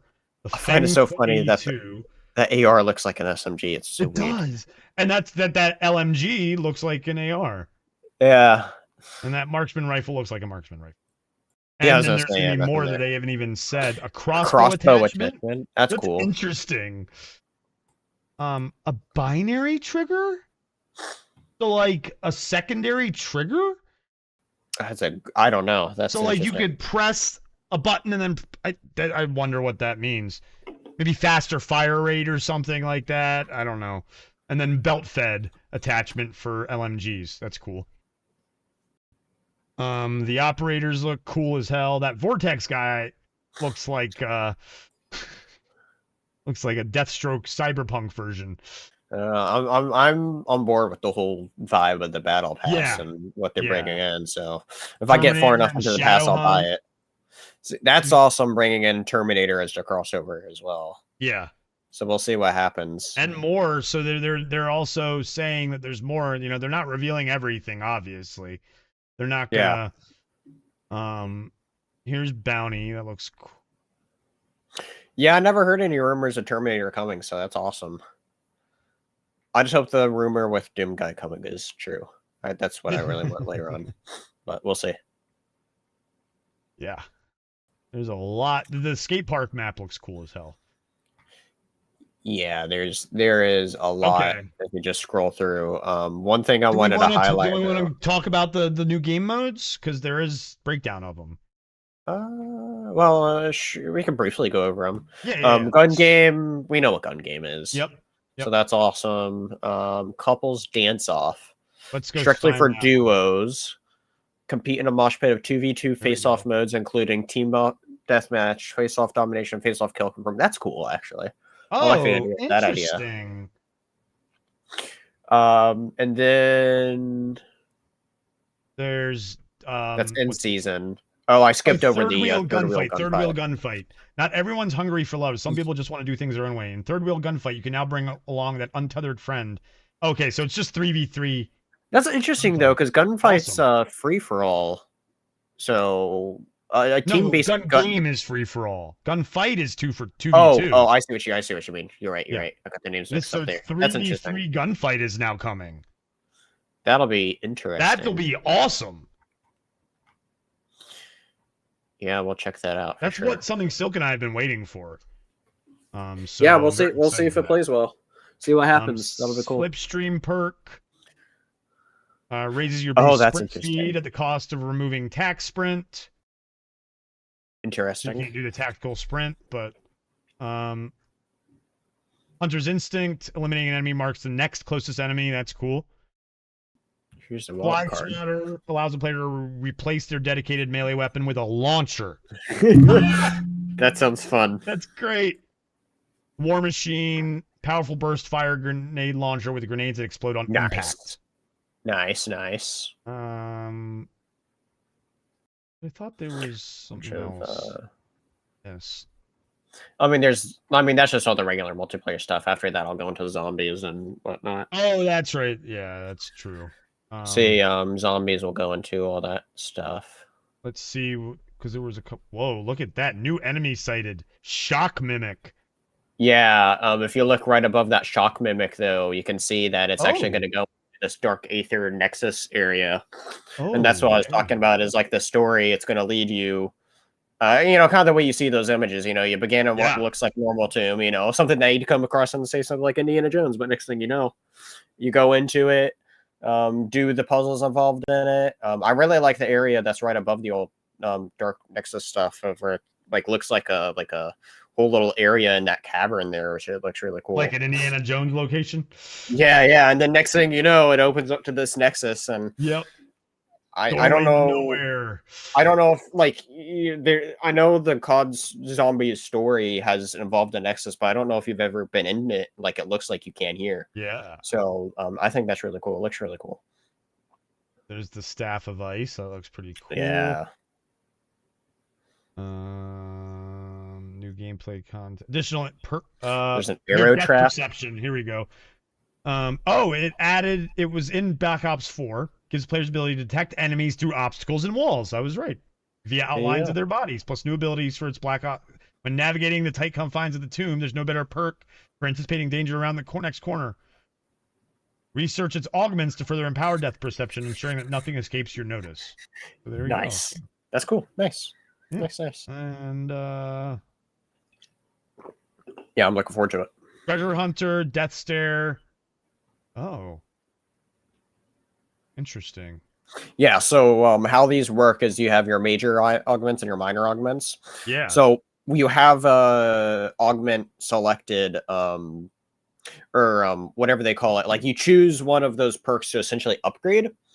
Mm-hmm. And for every perk, you can upgrade a major augment and a minor augment at the same time, but you have to level it up to unlock the different major and minor ones. Okay. And so it'll swap back and forth between unlocking them. And there's the zombie duck. That's fantastic. The description of it reading zombies move around in rubber ducky inner tubes, lasts 3 minutes, which is amazing. And then the other two is like your more general stuff. Drop rates of salvage and equipment increased for 5 minutes, and then greatly reduce all ammo mod cooldowns for 2 minutes. Oh, that's a good one. War Machine weapon back, so that's cool. Warzone, don't care. Is anything else really worth talking about? I don't see. You better look at the Terminator skin. Terminator stuff. Yeah, let's get down to the Terminator. Terminator skin. It doesn't say too much about it, but you just see the Terminator skin there. Oh yeah, look at that. It looks good. Terminator event from February 6th to the 20th. Let's go find that. No.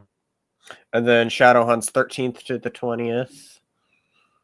And then there's a St. Patrick's Day event that they're doing as well, so we'll see what happens. And then a little bit of a tease of the Battle Pass as well, which those skins that they show right off the bat look good. So I may have to go for it. Now, this is good. I'm glad this is showcased right here too. The Tracer Pack, the LA Fire Relief one, because that's what I want to talk about next. So, anything else you want to say? I like the other incoming bundles. If you look down below, that middle one looks pretty badass. Oh yeah. That middle one's amazing. Better come alongside Game Guide. That's all I'm saying. All right. Anyway. So Go yeah. on. So as you can see, there is a bundle, guys, to support the LA wildfire relief efforts, which is cool.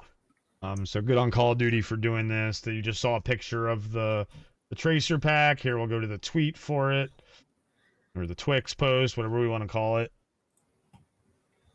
All right. So in the wake of the devastating fires in Los Angeles impacting our friends, colleagues, and residents in Southern California, we are adding the LA Fire Relief Pack to Black Ops 6 and Call of Duty Warzone. 100% of the proceeds from the purchases of this pack will be donated to the LAFD Foundation and direct relief to fire victims. That's amazing. Like, Yeah, that's go out and fantastic. buy this if you can, guys. If you have extra income and you play Call of Duty a lot, go get this. Yeah, I might. 100%. I was about to say I might look into being able to budget this in if I get the pass. Yeah. You know, whatever. So Yeah. we'll see. Absolutely. Because again, even if it was like 75%, but again, 100% going That's to good. that's awesome. It's good. Very, very good. All right. Well, that actually kind of sums up all the video game stuff we're going to talk about. Then we get to go to some other cool stuff. And speaking of LA and the fires, it's a shame former redshirt Geo isn't here because he would enjoy this. Shane Gillis and Bill Burr are going to team up for a night of comedy to benefit the victims of LA fires. So good on them. Going to be on Monday, next Monday. A Live Nation production. I wonder if it'll be watchable online. Let's see, because that'd be cool. So I don't think so. Maybe after the fact it will. But that's really good on them. January 27th, 7 p.m. Again, 100% proceeds going to victims. So good on them. Yeah. This is a very important story, guys, because this is where a lot of the entertainment news that we get comes from. So we want to see it rebuild and come back full force. So good on them. Good on them. Speaking of those relief efforts, this is something that you gave me. It could have been shown this weekend on the Comic Den, but we'll talk about it here. That Godzilla vs. America, Los Angeles #1, to benefit comic shops impacted by wildfires. Yeah, Let's this talk about was. this for a little bit. Yeah, I think I'm trying to remember if I talked about this idea of the new Godzilla. I believe I did on Daily Dingus. I did last Saturday with Castro. I think we talked about how they announced this Godzilla verse series where it's Godzilla versus these different cities. Yeah. I think specifically American cities is what it is. Yeah, Godzilla versus America is what it is. Yep. And so like the first one's Chicago, and I don't remember what the one coming after that is. It could be this one. And so Probably Los Angeles, yeah. And so this one was announced though. And well, what's really cool though is they're gonna donate 100% of the proceeds to benefit the Book Industry Charitable Foundation. That's going to directly benefit with people that affected by the LA wildfires. Yeah. Specifically to people that or in the industry though. Yes, yeah, comic book selling industry. dozens of books and comics. I think this money might go specifically just towards comics since it's raised from a comic, but Yes, the organization deals with both books and comics. And so, but the point is though, is it's a way for the industry or for that. I think it's an awesome movie IDW is doing to help, help the industry impacted there. I don't know exactly what roots different comic places are there, like, or based out of there or anything like that. But LA, safe to say, though, it's a big entertainment hub for a lot of it, not just movies, and so it's awesome to see that they have a way here to give a way to raise, and especially using a big name like Godzilla, I think is awesome. Yeah. So keep an eye out for it as it comes out April 30th. Ask your comic shop for a copy. And like I'll be honest, I wasn't intending on picking up any of these Godzilla vs. America comics, but I think I might actually pick this one up now. Probably will, just because I think it's awesome that all the proceeds are going to go help this absolutely terrible. Yeah, this is the organization that the money's going to, BINC. Yeah. It stands for the Book Industry Charitable Foundation, and right there I stand with book and comic stores. Good for them, for book people caring for book people. Love it. Yeah, absolutely great. And so yeah. And as this is the only bit of comic news, self plug. Go check out the Comic Den premiere episode of the Comic Den this Sunday at 1 p.m. Eastern, noon Central, and what's that? 10 a.m. Pacific. Where me and Steve are debuting our new weekly comic-based show, something I've been wanting to do for a while, actually. And so very excited to get this going, as we're going to be talking about like the big news of the week, what we're looking forward to that week, and then I also have like a main topic as well that we cover about. And so we're going to actually be to begin with, we're going to actually just talk about some of our favorite comic stories as like a good way to begin our show, and then figure out where to go from there. As there's no lack of content to go over, that's for sure. And so so many ways we can tackle it. And so, but we're excited to get something comic based off the ground, and we have a full idea plan for it. Excited to see Steve's reaction to the concert, like the rock. Oh yeah, I already sent it over to him. Can't wait. Yeah. So check it out. Come watch. I'll get the YouTube link there for you all. Cool. Speaking of comics, Jose is asking, have you guys heard from Rogue Comics? I've been reaching out, but he hasn't replied. Hope he's okay. Have not heard from him in, honestly, like over a year, probably, if not longer. He doesn't really come around this way anymore. So I did a video, about my Gambit pop breaking live on stream and tagged him in it, and we never heard from him. So who knows? Yeah, I mean, I haven't. That's a good point, Jose. I didn't think about not really seeing his Fortnite streams, because I'd get notifications for those, and so, but I haven't seen those, so I don't know. I do hope he's okay, Jose. I know you're a lot more closer to him than any of us are, so yeah. I don't know. Maybe reach out to Paul or somebody like that. Then maybe that's what I would ask. I would ask Paul or Pickle. I'd say. I know. He calls Pickle all the time. So I don't know. There you go. All right. Ooh, this is an interesting story here. Just kind of something thrown in because it's fun. Sure. Everyone likes Post Malone, right?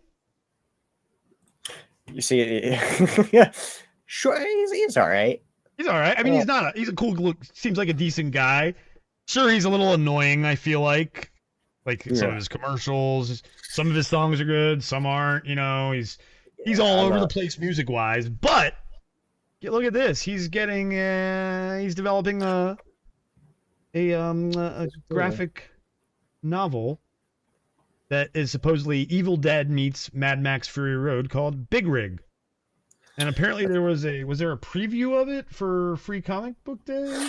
To me, I think only the cover was released. It could be. No. If you go down, Vault will release the first chapter exclusively at local comic shops on Free Comic Book Day 2025.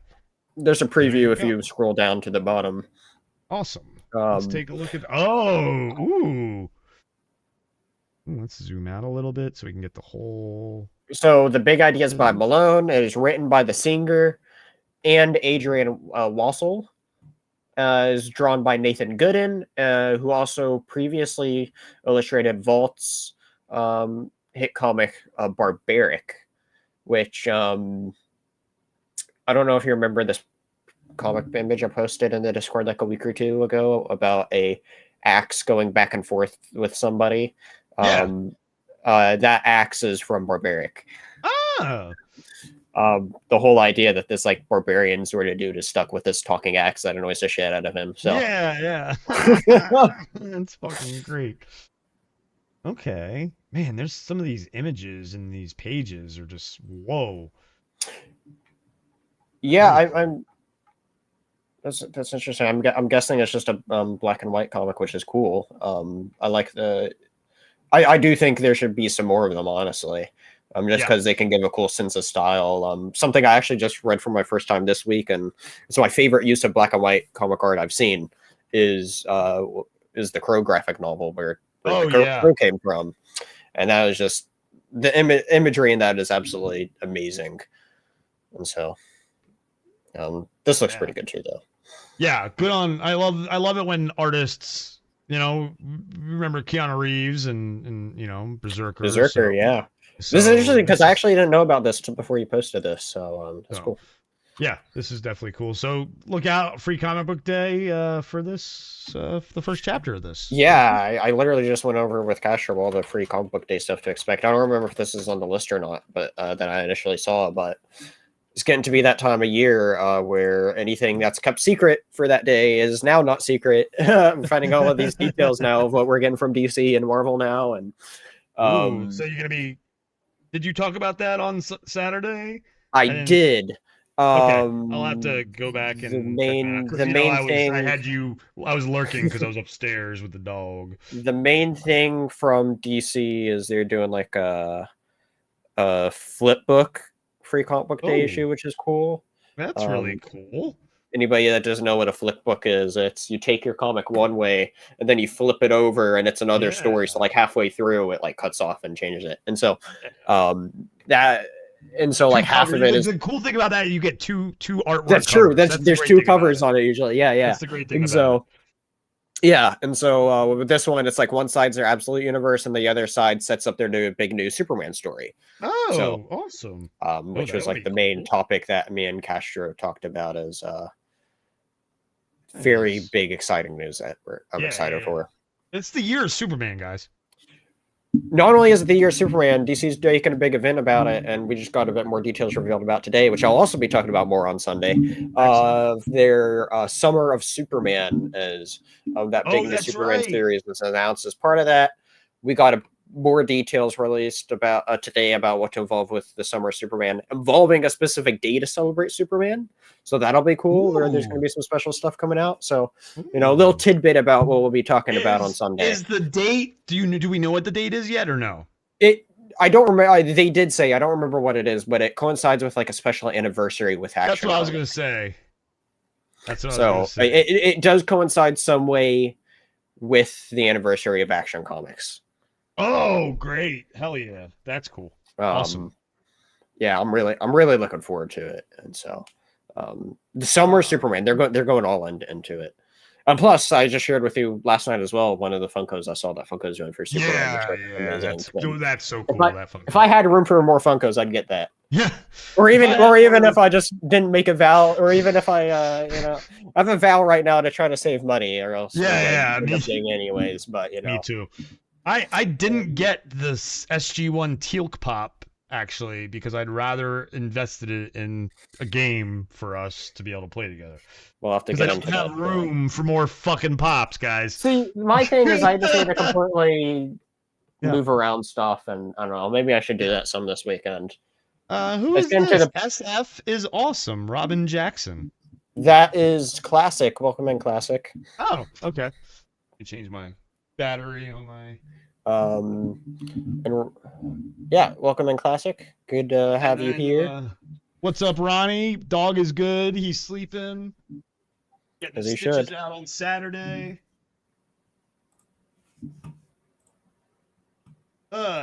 Yeah, that's good. Good. Awesome. Well, welcome in, fellas. Been talking about bunch of stuff. There's a lot. Yep, you missed the video game news, but there's lots of good movie and TV news as well. So let's continue on down. So, guys, can you believe we're getting another season of The Simpsons? Just insane. Family Guy, The Simpsons, and more from Animation Domination get their release dates. That's awesome, Ronnie. Happy early birthday. Nice. So Family Guy, The Simpsons, Crapopolis, The Great North, and Grimsburg will all start on February 16th. That's a week after the Super Bowl. Okay. And Simpsons, this is the big thing I wanted to talk about. The Simpsons season 36, guys. That's wild. March 30th. You want to know something funny I was looking at today concerning Simpsons? This has nothing to do with this, but Sure. I was looking up a list of anti-heroes. Oh. And because something completely unrelated. But anyway, point is, I was looking through a list of anti-heroes of like just trying to think of like who was considered anti-hero, because it's really interesting, like weird lines. So I was kind of curious of like who exactly do you classify as an anti-hero? You know, because there's somebody that walks a line, but what is that line defined as? You know, anyway. Besides the point though, who I found on this list as an anti-hero that this list had was Bart Simpson. What? Wait, what? What? How is an 8-year-old kid an anti? He's a fucking mischief maker. He never saves the day. It's Lisa who always saves the fucking day, or Maggie. Oh, I just saw that. I was like, okay, that's an interesting pick. I'm not sure about that one, but Hosea I think says, I can see the overall idea of it. But there's definitely questionable things about it. I mean, like, okay, I guess I don't know. Jose, the Super Bowl for us is Sunday, February 9th. So for you, it'll be on the 10th, on Monday the 10th. Yes. Monday the 10th will be Super Bowl for you, Hosea. And the Simpsons, he says, wow, the Simpsons aren't much older than me. Right? 36 seasons, guys. That's insane. Like, there's no other show that's that kind of show, whether it's live action or animated, that's lasted that long. Sesame Street? I mean, fuck. It's the only thing I can think of. Like, it's just so, yeah, 36 Nice. seasons. All right, I'm going to step away for another quick minute. I'll be right back. Sure. All right. Ah! Oh, that's why. There we go. All right. And Homer is still alive. That's right, Ronnie. Oh, cool, Hosea. February 9th is his birthday. That'll be the same day as the Puppy Bowl. Yes, the Puppy Bowl will be on the same day. So the Puppy Bowl for you will probably be late night on the 9th. And then the 10th will be the Super Bowl. Let's see here.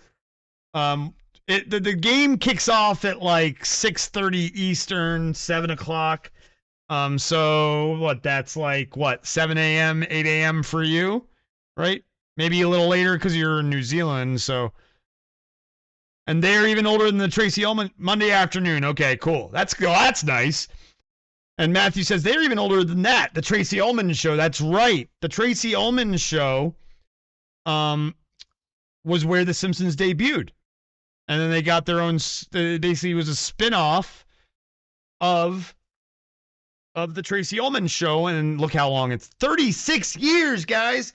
Like Hosea said, they're only a little older than he is. They're older than Spencer.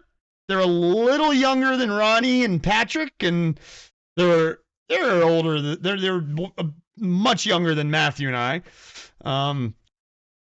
But I don't know how old Classic or Castro are. So,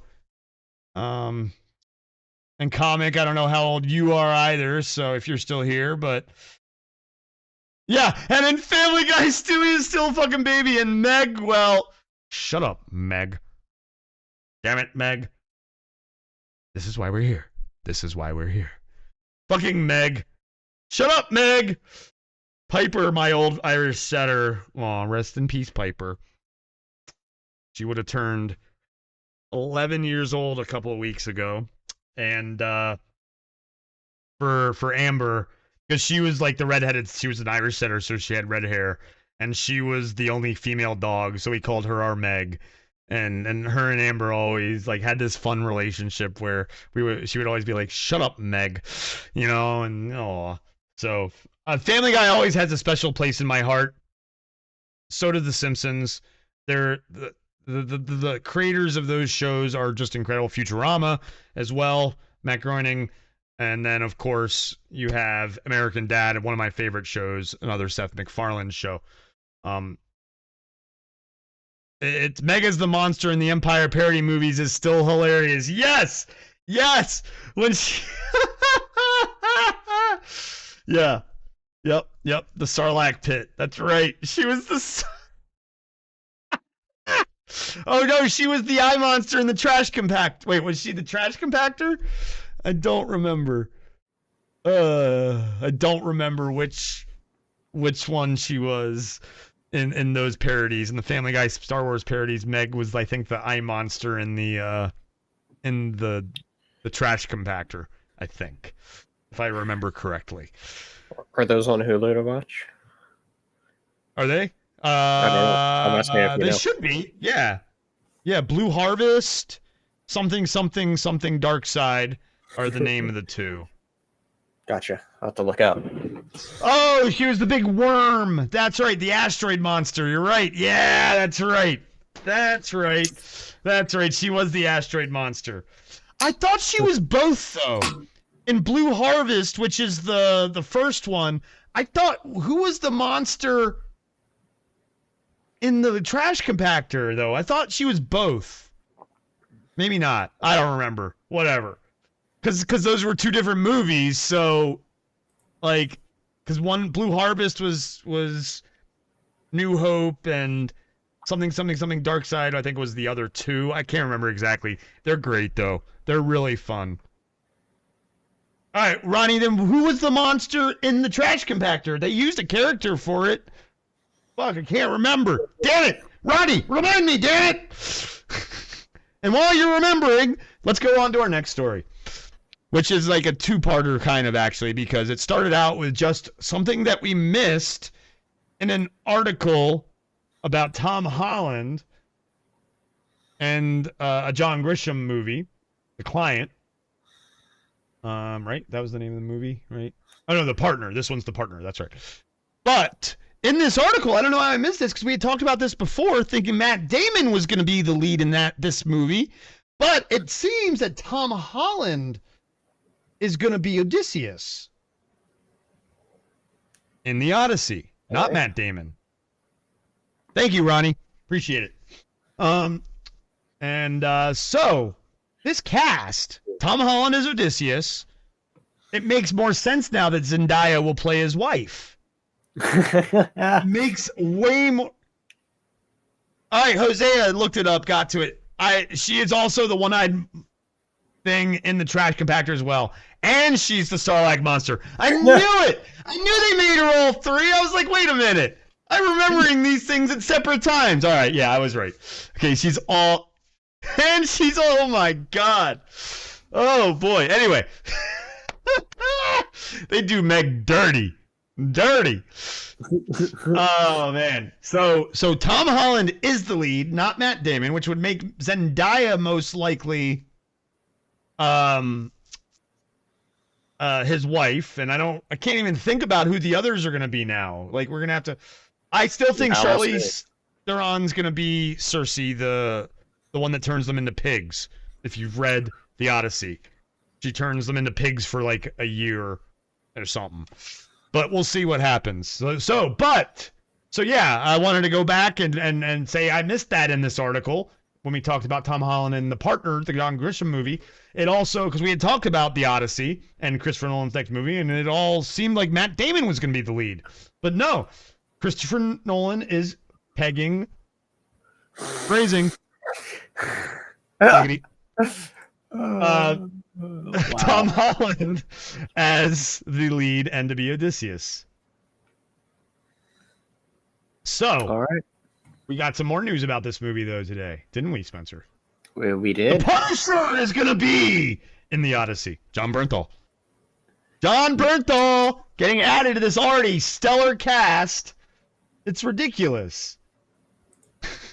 Tom Holland, John Bernthal, Matt Damon, Anne Hathaway, Zendaya, Robert Pattinson, Lupita Nyong'o, and Charlize Theron. And they're probably not even done casting. Like, this is crazy. Like, this is going to be the epic you have to go see in theaters, guys. Here's the thing: is you thought Oppenheimer had a great, huge cast. Yeah, dude. Okay, so this reminds me of. Have you ever seen Troy? I don't think you've seen Troy yet, have you? No, I know of it though. Yeah.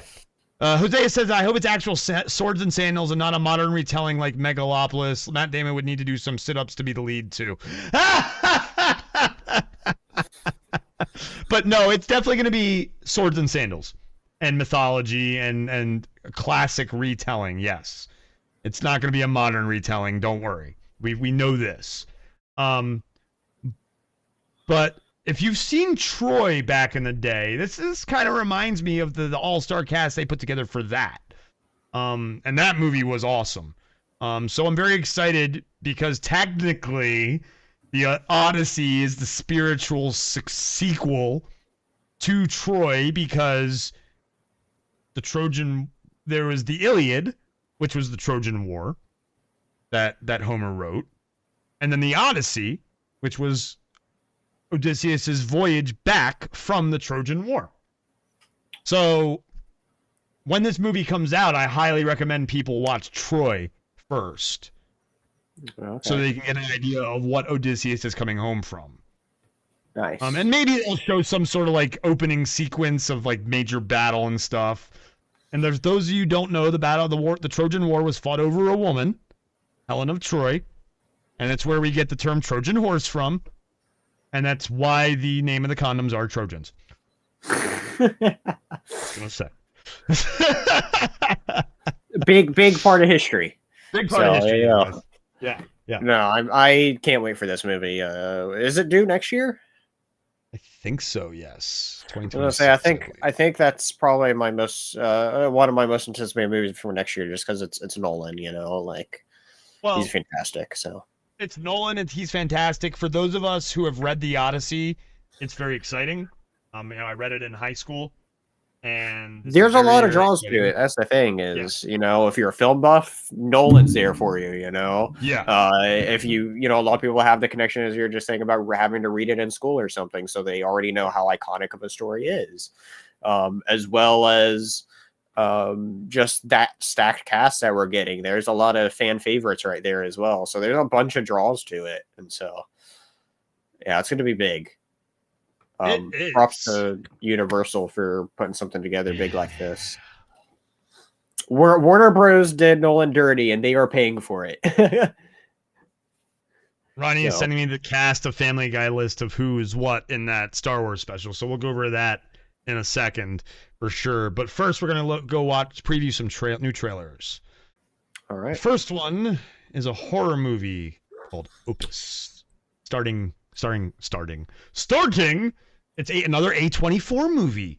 They're fucking just pounding them out. They have a big flow going on. I want to see the uniform one whenever it comes out. This is gonna start. For me, the big draw to this was John Malkovich. I haven't seen him in something in a while, and I'm very excited to see him in this. That's cool. And I am ready to start the trailer when you are. Do a countdown. 3, 2, 1, go. There's a rumor flying around that Moretti's back. Like, Moretti? After 30 years outside the public eye, What? pop icon Moretti What is this? returns for Wow, an John exclusive Malkovich is playing an experience. old school pop icon. I love it already. This is for Ariel acting. It'll be an absolute honor to spend this weekend with you. Thank you. Yep, namaste. Everybody meet Ariel, some young blood from the Creepy magazine. greeter. This is Clara, the most hated sex symbol on TV. Thank you. How's print media treating you? What Congratulations, the hell? and welcome to this once-in-a-lifetime gathering. Meridian requires that everyone be shaven. So, how's the lady garden? What? the hell? What is this? Mr. Moretti, we'll be playing the greatest album of modern times. Oh my god, I'm so excited to see what John Malkovich looks like right now. Future times, all the times, really. What? Come on, show him. And there is more to come. Someone's following her. Oh, there he is. So much more. What is it that you guys do? Would you like to see? There's no cult. Upset that I'm not on stage. Is this not alarming to you? The back row's asleep, but the front row's ready to rage. Are you sure You haven't been drinking with us? Okay. This is bizarre. This is so. Oh my god, what the hell was that? Yo! Oh my god! What the fuck is this? Yes! Right? Well, I love the meta ending to the trailer there. Yeah. You know, that's right up A24's wheelhouse, though, of weird shit like that. So, you know, that's Whoa. Like, yeah. I don't know if it's one I'll check out. Certainly not in theaters. If I did, no, I'll check that out on streaming. But like I said, John Malkovich is what drew me to that. I was gonna say, to be fair, though, I've only ever seen one A24 film in the theater, but you know, yeah. Which one? Their biggest one, Civil War. Oh yeah, that's right. Yeah. Wait, no, that's a lie. I watched Green Knight as well, which I didn't really like. I wanted to, but you know, I'll watch that as well. Yeah. Oh, that was A24, wasn't it? Yeah. I always forget about that one. Because I watched it before I realized I knew what A24 is. Yeah, well, they only really started getting huge last year, I feel like. I'd say last few years. There's been some other stuff that picked up on. I don't remember what, but there's other title horror stuff, particularly that they've gotten big with, and so that sort of weird horror story that we just watched, that's very much their wheelhouse of weird shit that they do. Mm-hmm. Comic and Cash are actually huge A24 fans. So cool, awesome. I'd like to watch that Unicorn one whenever it comes out. But yeah, oh my gosh, yeah. Oh, that one I might go out of my way to see. So looks great, crazy horror monster unicorn thing. Yeah. Go check out our reaction to that trailer. That was a good one to watch. So we do have another trailer to react to and look at, and this is the one that Hosea has been waiting for. This is the new Mickey 17 trailer. Yeah, I've been looking forward to checking this one out too. So let's get on into it. All right, 3, 2, 1, go.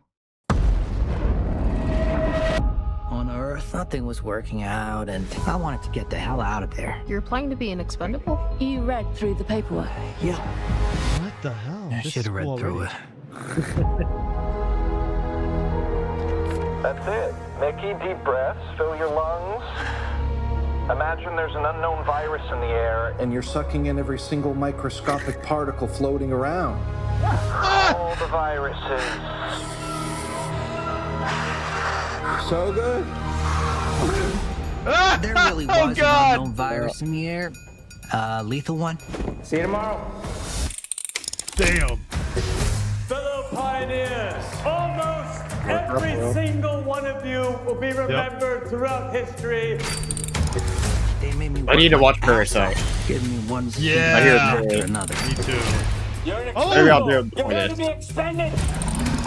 But Every time I die, they really just looking forward to print me this. out again. Everyone asks, what's it feel like to die? What's it feel like to die? ship was filled with mostly dickheads. Look at the pigeon guy in the back. What the hell? She's always loved me. Yeah, That's when I like everything What the fuck? changed. Multiple. Oh my god, there's multiple of them. In the case of multiples, we exterminate every individual. Which body goes first? One at a time is twice the fun. You're not what you're printed out. You're just a person. Yeah. This looks great. It's not your fault. This looks great. What fight the to the hell's with the death. pigeon guy? Right. Oh my god. Yeah, I really want to see that. Yeah, this We're is in a gonna be state of great. war. Oh, what the hell are Lots of these fibers in the things? balance. I got a job to do. Mickey Bonds. Fighting right to the end. My great gift to mankind.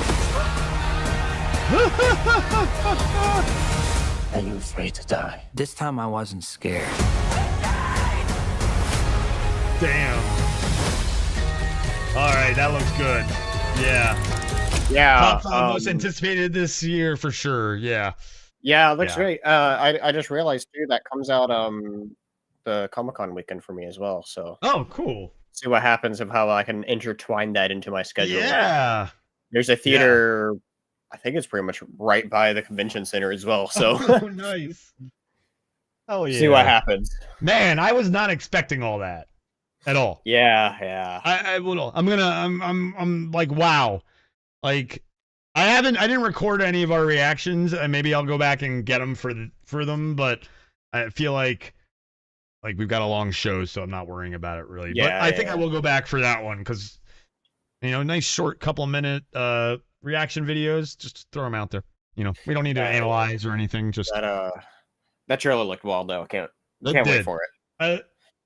The crazy multiples thing where they're like printing out one and the other one's not dead yet. I think Hosea has a good point about saying it's in his top 5 most anticipated. Maybe I think you have a point there. So Definitely have a point there. Absolutely have a point. So we'll see. All right. Speaking of crazy movies And not just horror crazy movies, horror. I'd say this director's last movie was in my top 5 from last year, actually, probably. Loved it. Okay. All right. Here we go. Why don't you take the lead on this one then? All right. Robert Eggers reteams with focus features for a 13th century werewolf thriller called Werewolf? Yeah. And I don't know if there's Is it werewolf? Werewolf? Yeah, I don't know. Werewolf? Yeah, he co-wrote with this other person. I see that they wrote The Northman together, which that's a great movie. Oh. That's the only other Eggers movie I've seen, and I think both Northman and Nosferatu are fantastic movies.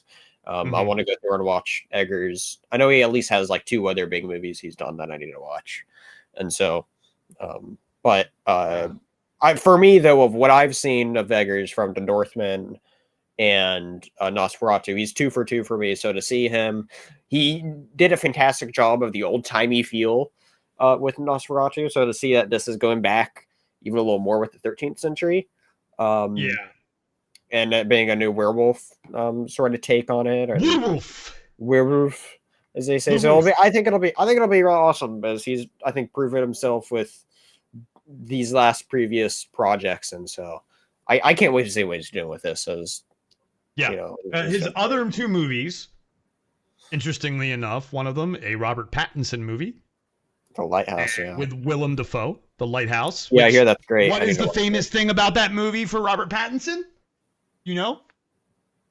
Was that how he was sold to be the role for the Batman or something? I don't know. That, yes, but how he got his voice for the Batman was inspiration from Willem Dafoe's character in The Lighthouse. Oh, I didn't know that, actually. Yeah. Cool. So it's a movie I definitely want to see. Haven't seen it yet, but and I still see The Northman as well, like Hosea as well. And The Witch, I don't remember which one that was. I hear that one's real. Like, I hear all 3 of those movies are great, so I need to watch it too. I haven't watched.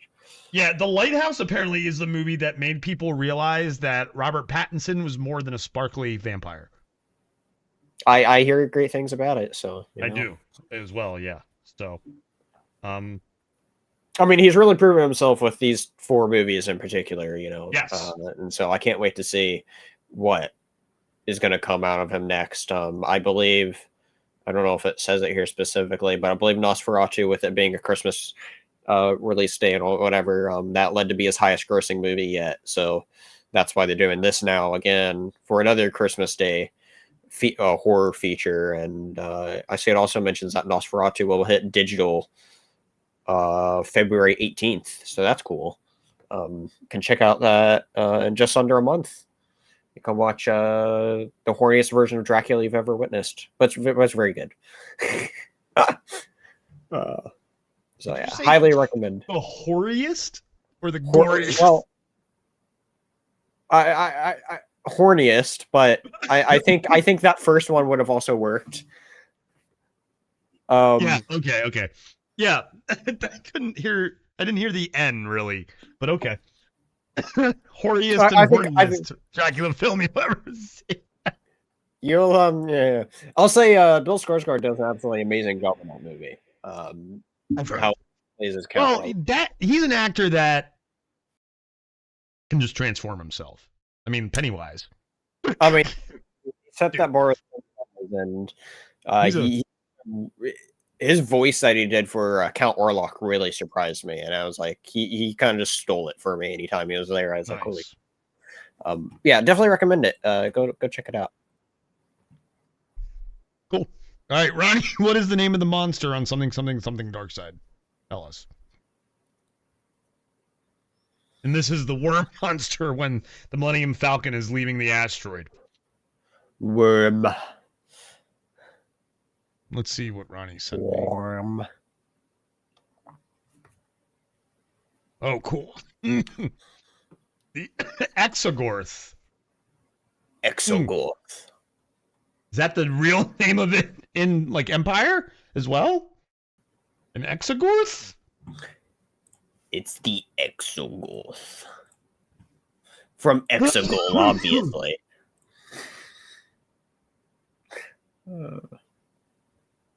But yeah. There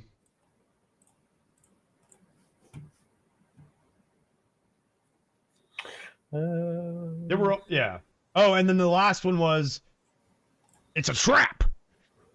That's right. Something Dark Side, and then it's a trap was the last one. It's a trap. It's a trap. Okay. Before we move on to the Razzies, let's give Ronnie some love. Oh, Ronnie love time. Okay, let's go. There you go.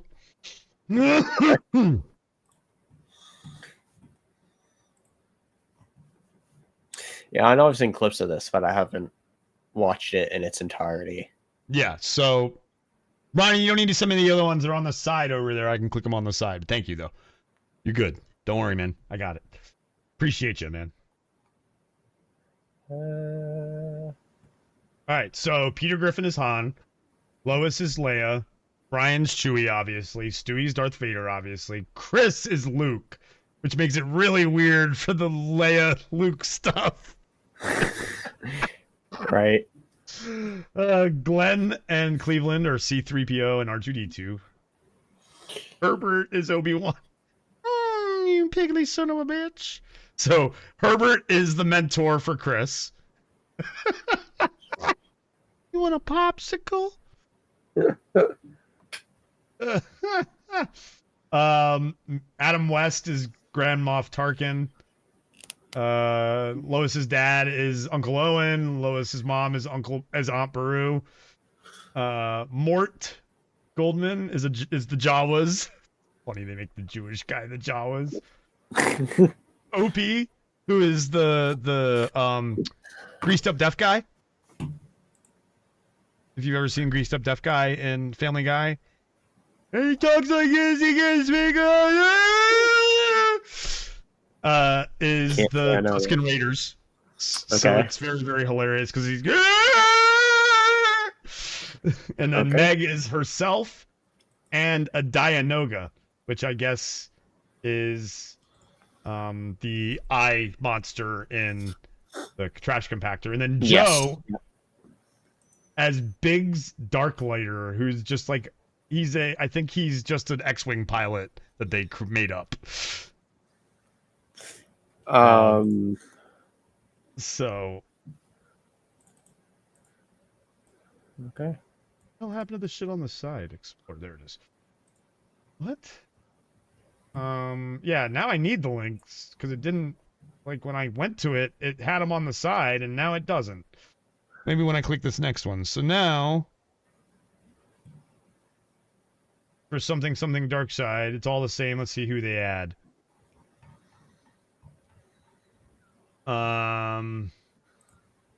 James Woods, General Veers. Here's the dark side. I found it. Okay, cool. Bruce, who's the gay guy, as Captain / Admiral Piet. Dr. Hartman as some general. Then in this one, Carter, Lois's dad, is the Emperor. Joe Swanson is the Imperial probe droid. Yeah, please send me the last one for sure.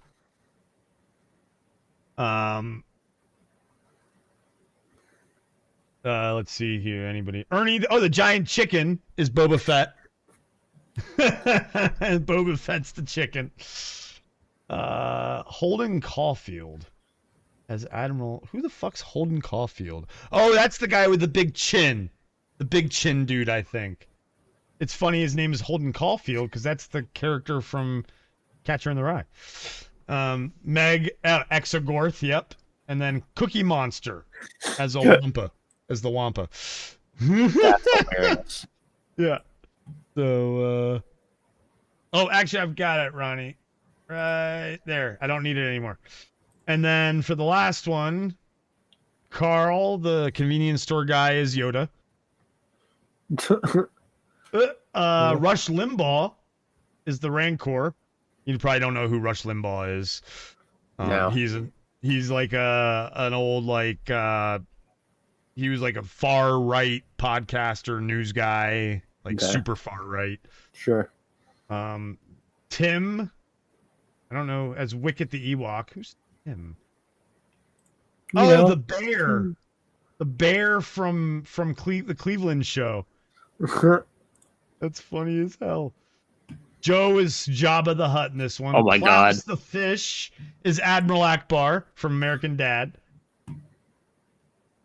Rallo's Tubbs. Okay. Oh, Rilo. Cleveland's stepson Rilo. It was Nub. Roger from American Dad was Tianger Gerard. Angela, who is Cleveland's wife, Mon Mothma, and that was it. And there were a bunch of other small things. So nice. Yeah, Roger is Tianger. Yeah, so definitely go watch them. I'm pretty sure they're on. Yeah, I believe so. I'd have to check for sure, but nice. We'll go check right now. Search. Blue Harvest. Well, you'd have to. I guess you have to go to Family Guy and then go to find the season. The first one season. I mean, I think all of the Family Guy's on there, so I wouldn't see why not. Yeah. First one was season what?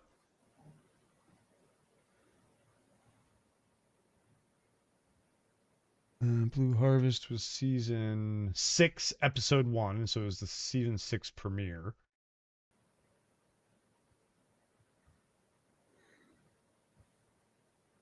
Yep, there it is, Blue Harvest. There you go. So there Awesome. you go, they're on there. So there you go. I'll give it a watch sometime. Hell yeah. I recommend it. Just like I always recommend watching the Robot Chicken Star Wars specials. Those are great. Those are great. So it's time for the Razzies. Woohoo! The Razzies. Razzies. Razzies. If you don't know what the Razzies are, they're for bad movies.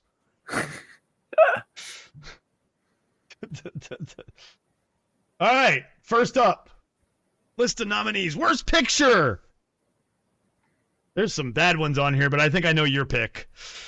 We got Borderlands, Joker Folie à Deux, Madam Web, Megalopolis, which is the one that Hosea said, I hope they don't the Odyssey like, aka What the Fuck movie. Yeah, that's funny. And then Reagan, which is See, funny that a movie about a president there. I've only seen 2 of these movies, and I think started one of them and stopped. Which one did you start? Madam Web. Yeah.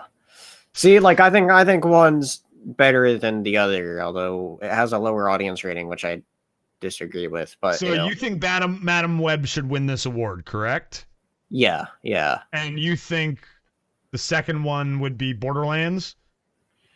Well, I haven't seen Borderlands. Okay, so Joker, you think is better than Madam Web, obviously. Yeah, yeah. I haven't seen Borderlands or Megalopolis, and I've never even looked into Reagan. Yeah, me either. So, but obviously, they hate it. So, so Madam Web's probably gonna win this. I mean, it was certainly, I think, the worst movie that I saw last year. So we'll see. Yep. All right, actor. Dear Santa in Jack Black, where he plays Satan. Yep. Hosea said Joker winning an Oscar and the sequel up for a Razzie. Is that the first I think that would be movie, funny. It's funny. I think that'd be funny. Oh, like here's the thing though, is the problem with like they're voting on who acted the worst as a lead. Is that what this is? For these ones, yeah. Because like here's the thing though, is one of the problems with Joker 2 was the screenplay at the end of the day. Yeah. Joaquin Phoenix, he was able to step right back in that role that is arguably another Oscar-worthy performance. It's not special because you've seen it before, but like he did another great performance. So like I don't think his character should even be here on a worst of actor list. Okay. It's just because people hated the movie and what it was about, I think. Jack Black, I don't think deserves the hate either because I hear it was just a bad movie. Like, it was a fun, like from what I only watched fun bad movie, yeah. But it was like fun. A fun bad movie, yes. Zachary Levi, I've heard that's a terrible movie. I heard that it got like a good audience score though, so I don't know. So that's interesting. Yeah. So probably I think like look, if Dennis Quaid is on here because he played a bad Reagan, it's especially after freaking Sebastian Stan winning an Emmy or Golden Globe for being Trump and like nailing it. I would have to say that Dennis Quaid will probably win this because if you're bad at imitating a president, but you're in a movie about a president, but yeah, I haven't seen any of these movies, so, and probably for good reason.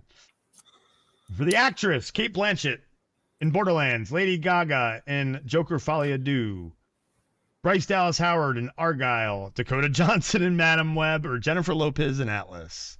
I think we're all in agreement that it's probably going to be Dakota Johnson. Yeah, she's right. Supporting actor, Jack Black voice only in Borderlands. That's not fair. Claptrap. Kevin Hart in Borderlands, Shia LaBeouf. I actually hated from the previews what the fuck they did with Claptrap or Jack Black's voice in Claptrap. Like how they modulated his voice. It was like, what's even the point of casting Jack Black there in the first place if you're just going to fuck up his voice? And so Tahar Rahim, Madam Web, or John Voight for 3 different movies. Well, I think I know who's winning that one. Yeah, John Voight's winning that one. Although Tahar Rahim and Madam Web, wasn't he the dude, weird dude in the Spider-Man? Like not in the Spider-Man, but he was the villain. I think the villain dude. Yeah, I think so. Yeah. Yeah, We'll see. So, we'll see. Yeah. Supporting actress Ariana DeBose in Argyle and Kraven the Hunter. Oh, there's another one for 2 movies. Leslie Ann Down as who was she? Okay, was she who was she in Kraven the Hunter? I'm guessing the lead supporting actress. I don't recognize. So go look her up since you've seen that movie. Emma Roberts and Madam Web. Oh man. FKA Twigs in The Crow. Ooh. See, I'm surprised that's not there, as some people called that unwatchable and was like just awful. Yeah. I've heard that that's unwatchable, so I wouldn't have to say The Crow actress is gonna. I'm just surprised that's not here more, honestly. Yeah, agreed. I have a soft spot for Emma Roberts. I don't care if she was in a bad movie. She's a baseball fan. And she's Julia Roberts' niece, so that's. I remember who she was. Her character wasn't that good. I mean, nobody was really good in Kraven, but Yeah. So, but not Razzie worthy though, right? Just I don't know. Yeah, she was there. Got it. Yeah, she was there. That's what I figured.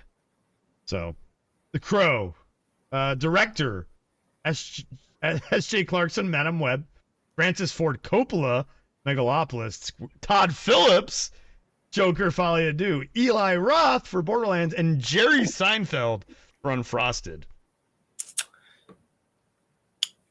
I'd be okay with Todd Phillips winning that one, especially how fucked up he did it. Made the move. Yeah, he changed. Yeah. Okay. And then S.J. Clarkson's probably up for high probability at the betting tables. What the hell is this? Green Combo Awards. Any 2 obnoxious characters, but especially Jack Black, Borderlands. Any 2 unfunny comedic actors, Unfrosted. The entire cast of that's gotta win it. The entire cast is gonna win. It's gotta win it if it's the entire cast. Megalopolis was that bad. Oh my god. Oh boy. Oh my god. Here we go. Prequel, remake, ripoff, or sequel. The Crow, Joker, Folie à Deux, Kraven the Hunter, Mufasa. How is Mufasa the Lion King on there when everyone's raving about it?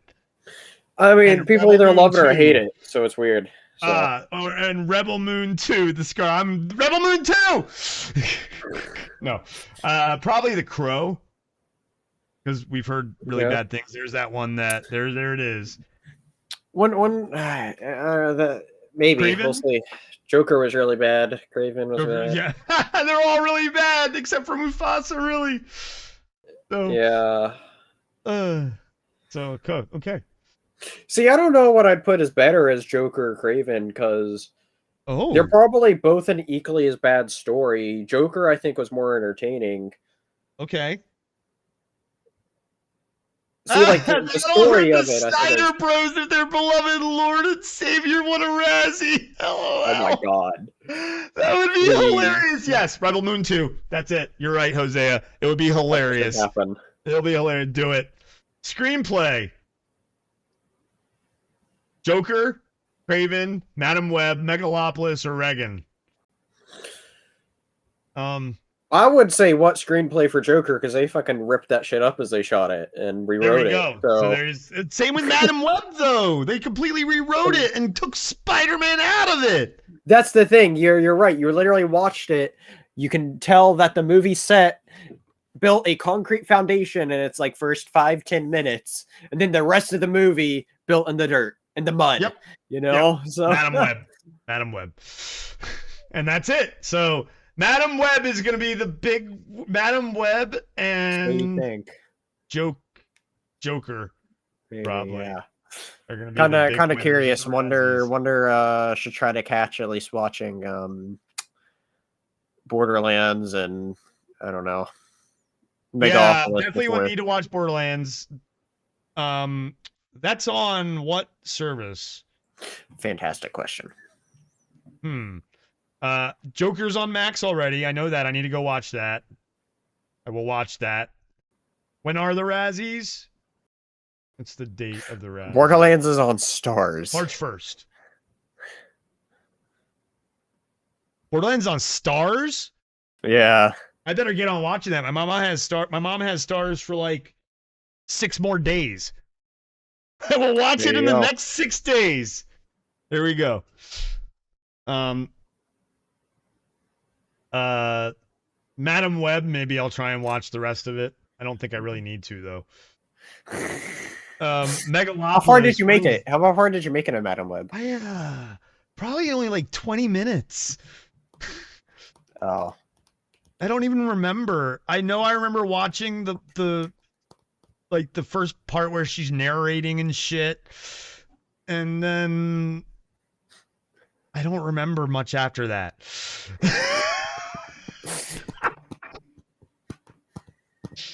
Yeah. You didn't make it to any of the Pepsi stuff, did you? No, I didn't see the Pepsi stuff, I don't think. See, that's what you should do. As me and Comic were talking about this, as how that's and people, and it was funny because the day after me and Comic were talking about it, I saw something like an article or something about calling Madam Web a like a commercial for Pepsi. Because I didn't remember this from the movie, and if you should go back and watch it and tell me where it is so I can specifically know what part to look at. I will watch the Razzies movies and come back with my picks. See, that's the thing, is like I'd like to watch. We got till March 1st. It'd be a perfect thing to do for Streamathon weekend. There you go. So because they come out Streamathon weekend. The Saturday of Streamathon weekend, the Razzie winners are released. There we go. Yeah. That'll be fun. And so no, but Comic was, I heard it's not even fun to hate watch Madam Web. Chris, don't do it. Well, Jose, don't tell him that part. All right, I have to make him watch it somehow. All right, but no. There's this part. There's this like, especially one scene in particular. I don't know if Pepsi's in it elsewhere, but there's this one scene in particular where she like keeps on like fumbling with this Pepsi can and like is just playing with it the entire time, supposedly. And like Comic was telling me that scene absolutely bugged the hell out of him because of his OCD of like, okay, what are you going to do with this can? That was distracting him from the scene as she's just messing with the Coke can, acting like she's going to open it, doesn't open it, puts it down, pick it back up, whatever, throughout this entire scene. Wow. And so, yeah. I wonder how much Pepsi needed to be in the movie. It's a whole joke about it too, and it's like I don't remember this scene. I need to go back and now you need to go watch it again. No. That's why you're gonna watch it and tell me where it is. I'll tell you. There we go. That's what'll happen. Exactly. Yeah. I'm already set in the theater to watch that movie. True. Let's not, since time-wise, don't do the next story, and let's move on to our big one. To the big one? To the big one! Guys, Ryan Gosling in talks for Sean Levy's Star Wars movie. See if this movie even happens, but yeah, cool. Yeah. This, there's not much, obviously. It's on the release calendar for 2027. Mandalorian Grogu comes out next May, not this May. But it's coming off the heels of the success of Deadpool and Wolverine. So the relationship between Disney and Sean Levy is very good. So I see this movie happening. And I mean, I don't know if I obviously in the thumb I have Ryan Gosling in Jedi robes, but I don't know if he'd be a Jedi. We don't even know what the movie's going to be about. So, but I think he's kind of like a scoundrel kind of actor, the way I look at him. We'll see. Be interesting. I mean, he's a good actor. He can play a bunch of different roles, so that's why it's it's kind of hard to tell. Like he plays a good lead in different movies. So yeah, and so this is definitely a great nab for. This will help Star Wars, I hope. We'll see. I mean, Star Wars needs to help themselves first by putting out a fucking movie, but you know. Well, the next one's coming out next May. That's true. I mean, it's only taken them. Well, but here's the thing. You know, they no longer. Wait, 7 years. No, this last Star Wars movie, yes. It's been forever. Yeah, it's been a long time, but that's because the last two bombed so bad. Well, last one, I won't call. I mean, it was a bomb for what they're expecting, but it still made money. Solo was a huge bomb, absolutely. Yeah. So, but I mean, I think part of the reason why there's a bunch of disconnect from Star Wars nowadays is at the end of the day, sure, they're good overall in the TV show department, but at the end of the day, Star Wars is a movie franchise, and yes, they're trying to capitalize on it. Not if you ask George Lucas. Well, it's a toy franchise that has movies, and you know that. You know what? You're right. All right. First foremost toys. Second movies. 3 TV. There you go. Yeah. So, yeah. Merchandising. You know he's saying that because he likes those deals that he got with everybody. Absolutely. Those early days. Some interesting stuff about how they made those toys as well. So yeah. Jose is right. Ryan Gosling would be a great Han Solo type, not a ripoff of him, but a type, like a scoundrel. Exactly. But with his own kind of personality. Again, this is in very early development. The movie doesn't come out until December of 2027. And of course, between now and then, their calendar could change. But this movie's been being worked on for 2 years now. Yeah. There is an untitled Star Wars movie on the release calendar for 2027, and this is the only one that's really been publicly talked about being worked on, so there's a good chance that that's the movie. Maybe. Of course, there's so many movies that were announced, in 21? Right? Yeah, something like that. The problem is there's agreements that they get with writers and directors, and then they announce it, and then there's creative differences or whatever, and then they just leave. So it's like, what the hell are you doing, Lucasfilm? Yeah. So we'll see. We'll see. I have casting stuff that I'd like to quickly go over next, if that's okay. Sure. I just sent it to you. It's a thread that they posted. Okay. As there is some notable names being added here. You are going to be up by yourself, and I'm going to get some food ready for a dog while you talk about this. Okay. Where are you? You're around here somewhere. Solo Spencer. Solo Spencer. All right. Well, wait. Solo Spencer browser. There it is. Hold on. Wait, why are you so small up there? Jesus. Oh, and make the browser smaller. Okay. Let's see here. Jose says Patty Jenkins, Taika Waititi both had Star Wars movies announced before Wonder Woman 84 and Love and Thunder, respectively. That is true. Very true. Yeah, I don't know. We'll see. What happens as that goes, since those movies were both rough, to put it lightly. So I don't know. I mean, Rogue Squadron is just put away for now, not really happening. So, but you know what? Share your screen right now. That's what I'll do. That way you can control it. Yeah. All right, hold on. Would be the best way to let me put it in. Hold on. Let me readjust here really quick, and I'll be good. Yeah. Actually, because it's the other way around. Giant ass screen that you have. Hold on. Yep. Let me share that instead.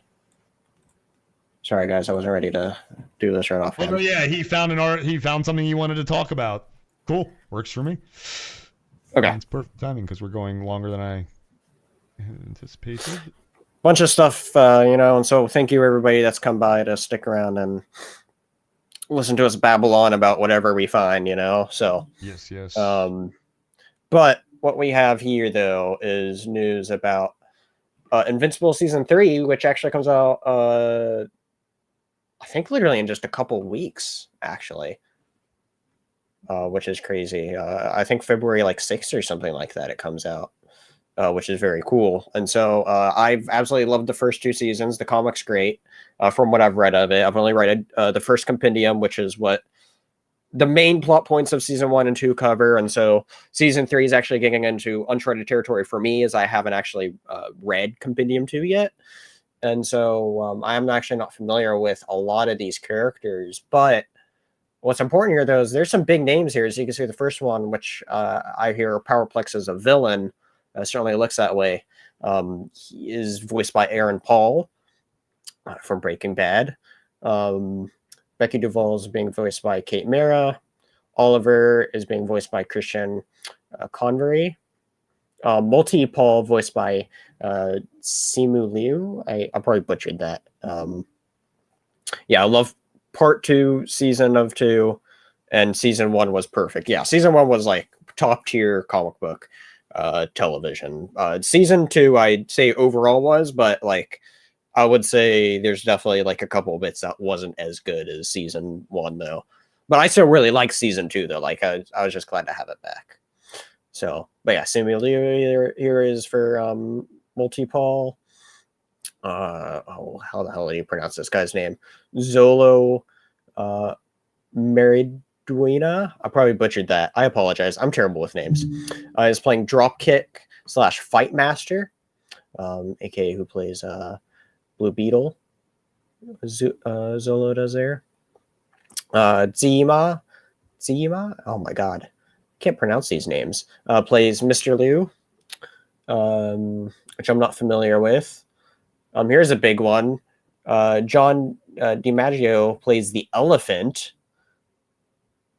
And then we have 2 secret roles, not known who they play yet, although people have a good idea of who they're going to play. But that is Doug Bradley. And for me, the big one here is Jonathan Banks, as I absolutely loved his character in Breaking Bad. Absolutely great. Love the little boys voiced by a little boy. Mostly they cast women as young boys because of their higher voice register. But this is great. Yeah, that's fantastic. Well, I think part of the reason too what really works is this character in particular really, well, as you know, for watching season 2, he grows up fast, you know, and so that's obviously going to have big ramifications later on. But it's great that, you know, while he's the similar age as the voice actor, it works because it's really the only time for him to voice it before he grows out of that. So, Sholo. Wait. I'm trying to. I don't know. Oh, I forgot Jonathan Banks was Commissioner Gordon in Arkham Knight. That's awesome. But yeah, no, I think these are some awesome names to be added to Invincible. Invincible is fantastic. Definitely go watch it. And for anybody who hasn't watched Invincible, it's a great show. Great cast here. I can't wait to see where more of this is going to go. I don't know the characters specifically, but I believe the speculated characters of who Doug Bradley and Jonathan Banks are going to play are, what are they called? The people that Omni-Man are. All those bad guys. What are they called? There's a name for their race, and I don't remember what they're called, but I think it's going to be more of those bad people. From that big area. There's a couple big ones that pop up, I hear. And kind of in like a duo or of something or some sorts, I think that'll appear. What is it called? Hold on, I'm gonna look this up. Omni-Man. Viltrumites. Thank you, Hosea. Viltrumites. A pair of Viltrumites that they'll play. So we'll see what happens. Can't wait for season 3, as that is definitely something I am very much looking forward to, even though I haven't read the comic to it, but I'll go back and read it eventually. Too much to read. That's it all I have to say about this. Let me see what we have next. I can start going through the next things here.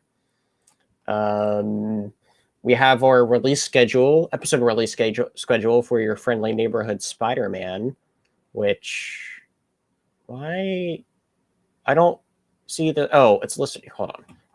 We're gonna pull this up a better way. Hold on. Give me a moment.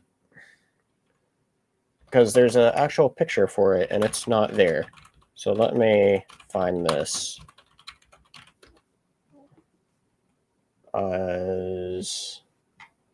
There is a schedule. Oh, runtimes for all the schedules are out.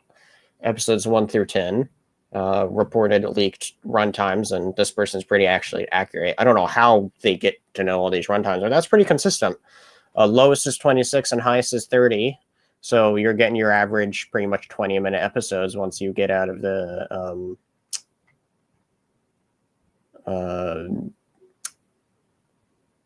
take out credits and all that. Sorry, I'm trying to find where in the world Marvel posted the release schedule.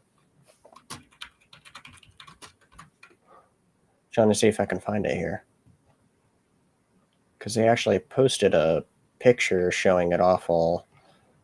And of course, I can't find it. Even though I know Marvel. Oh, I have there's the comicbook.com article. Yeah, but there's like an actual picture for it. Oh, okay, I see. Okay. So yeah, I don't know. Because I assumed it was just gonna grab that. I didn't look at it ahead of time. It's probably here somewhere as this collects all their stuff. I'll keep find it here. Yeah. Bunch of Brave New World stuff, bunch of comic stuff. Because I remember looking at it and I was like, oh, that's weird. Yeah, it's a very odd release schedule. Yeah.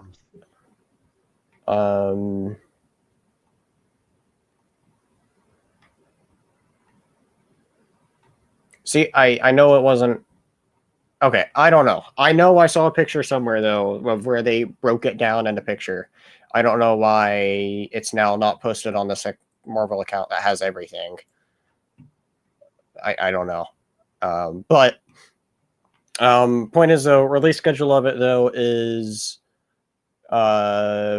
premieres with the first 2 episodes, and then you have 3 episodes, and then the other 2 episodes. And I don't know. That's just weird. It's kind of bugging me that I don't know where in the hell they posted this at. Because it's how I found out about it. Was there an official post they made, and it's not here. I think it's. I don't know. I like the animation of it. I think the animation for it looks cool. I like what they're going for. But my thing with it is like I'm kind of unsure about some of the story stuff with it, and so I'm just unsure how it's going to hit story wise is the big thing for me. But I hope they do a good job with it. I'm going to be open minded when going into the series, hoping they can tell a good new Spider-Man story. I know there's. I mean, I like that they're not making it connected to the MCU anymore. That's good. But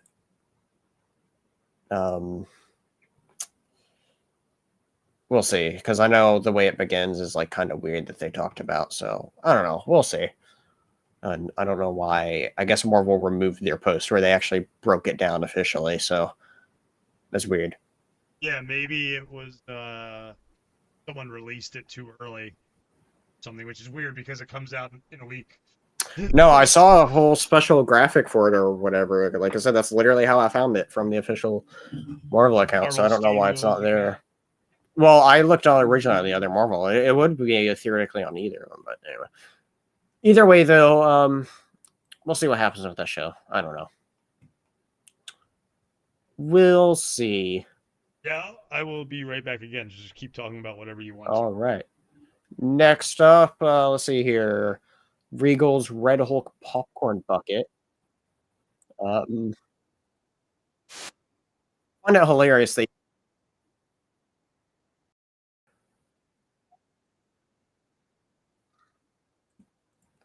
I don't know. I feel like this is just an okay popcorn bucket. Doesn't really stand out to me like the others. See, there you go. That shot's okay of it, but when you're comparing it to the actual character, it looks bad. But all right, you know what? You can now eat popcorn out of Red Hulk, or soon be able to next month. So, looking forward to Brave New World. Let us know. I'll watch it, but I'm not. I don't know if I'd say I'm excited for it. I don't have high expectations for it. Oh yeah, you know they're going to do something special for Superman. I don't know what, but I'm looking forward to it.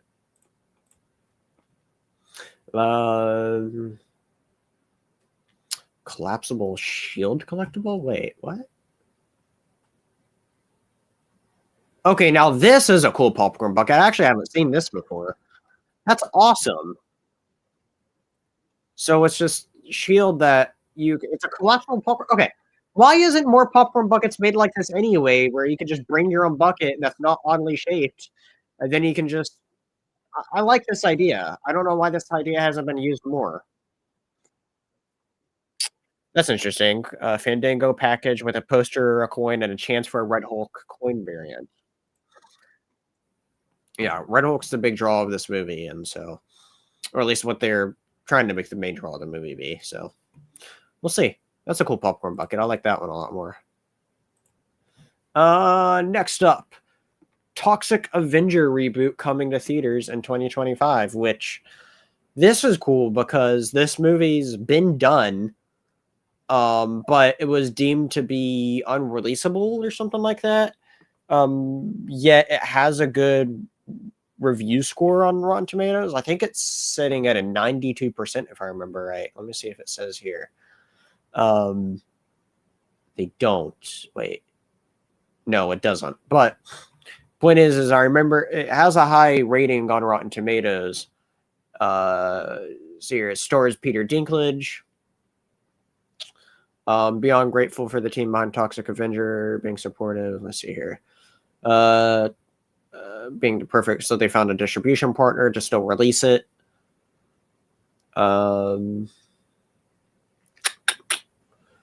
Let's see here. It's so cool. The folks will have the chance to see this in theaters. It's a fun, rowdy movie you want to see with a crowd. A mutant hero smashes bad guys with a mop. Perfect entertainment for the whole family. Our goal was always to preserve the heart and spirit of the original Toxie, and try to make something that Trauma fans would dig, and at the same time do something with the character that feels fresh. Lloyd and Michael at Trauma have been a blast to work with. Absolutely. Everyone at Legendary are stars, and I can't wait to start working with the champs at Cineverse to work with this version of Toxie, or to bring this version of Toxie to fans new and old. Yeah, I was just talking about movies about there. Along with Dinklage, the film stars Kevin Bacon, Elijah Wood, Jacob Tremblay, Julia Davis, and Taylor Page. Isn't just a great film, it's an important one. Peter Dinklage's transformative performance and Macon Blair's fearless direction deliver a story that speaks to the anxieties of our time with outrageous humor and unflinching creativity. This is a kind of movie that major studios are averse to release because it dares to push boundaries. Like I said, I hear it has good reviews. I'd have to look at let's look at what the Rotten Tomatoes of this movie is. Yep, I was right. Oh, is due for 2023, was deemed unreleasable for whatever reason, and they finally figured out a way. 92%, pretty good. So I am definitely interested in it because it's interesting because at first I heard bad things about it. Obviously, that's not true because that's a pretty good review score. So very interesting. I'm fine. I'm glad that they found a way to release it because I think if something's made, it should be released, whether it's good or bad. You know, at the end of the day, it's somebody's art that was made, and so that's why I really don't like Warner Bros. Whole thing of canning whole movies and even movies that are known to be great. So, what studio? That's a great question. What studio worked on this? Does it say here? I'm not sure who worked on that. It mentioned Legendary. And then it mentioned that I guess Cinehouse or something is something. I don't know. I'm not 100% sure. Or Troma Entertainment owned it at first. Let me see here. Yeah, this I'm so excited for this. Toxic Avenger. Watch this. I watched this as a kid growing up. Nice. You know, so many of us 90 kids did. It's not on IMDb. What studio's doing it? I'll look. Oh, I didn't look there yet. I will look. Since you are now leading the browser stuff. Oh, that's the original one. There we go. I love this. I love the cover.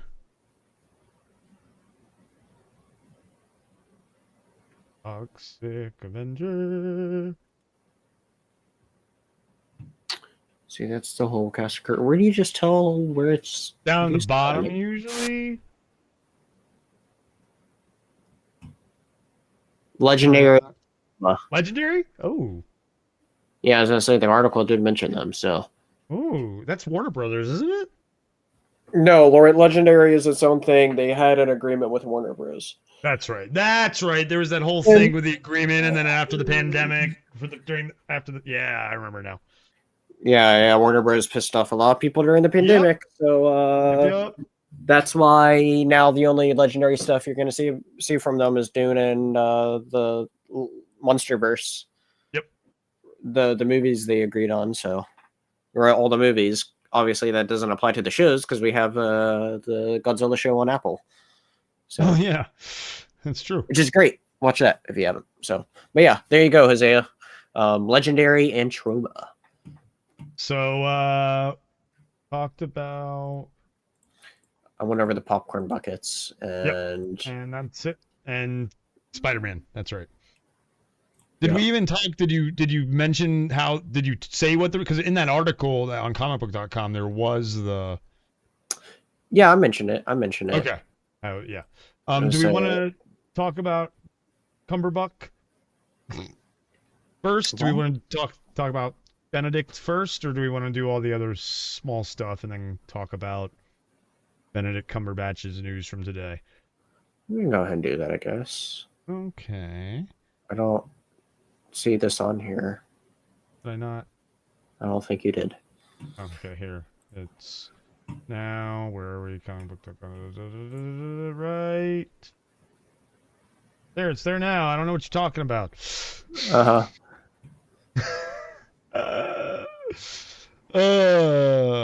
boy.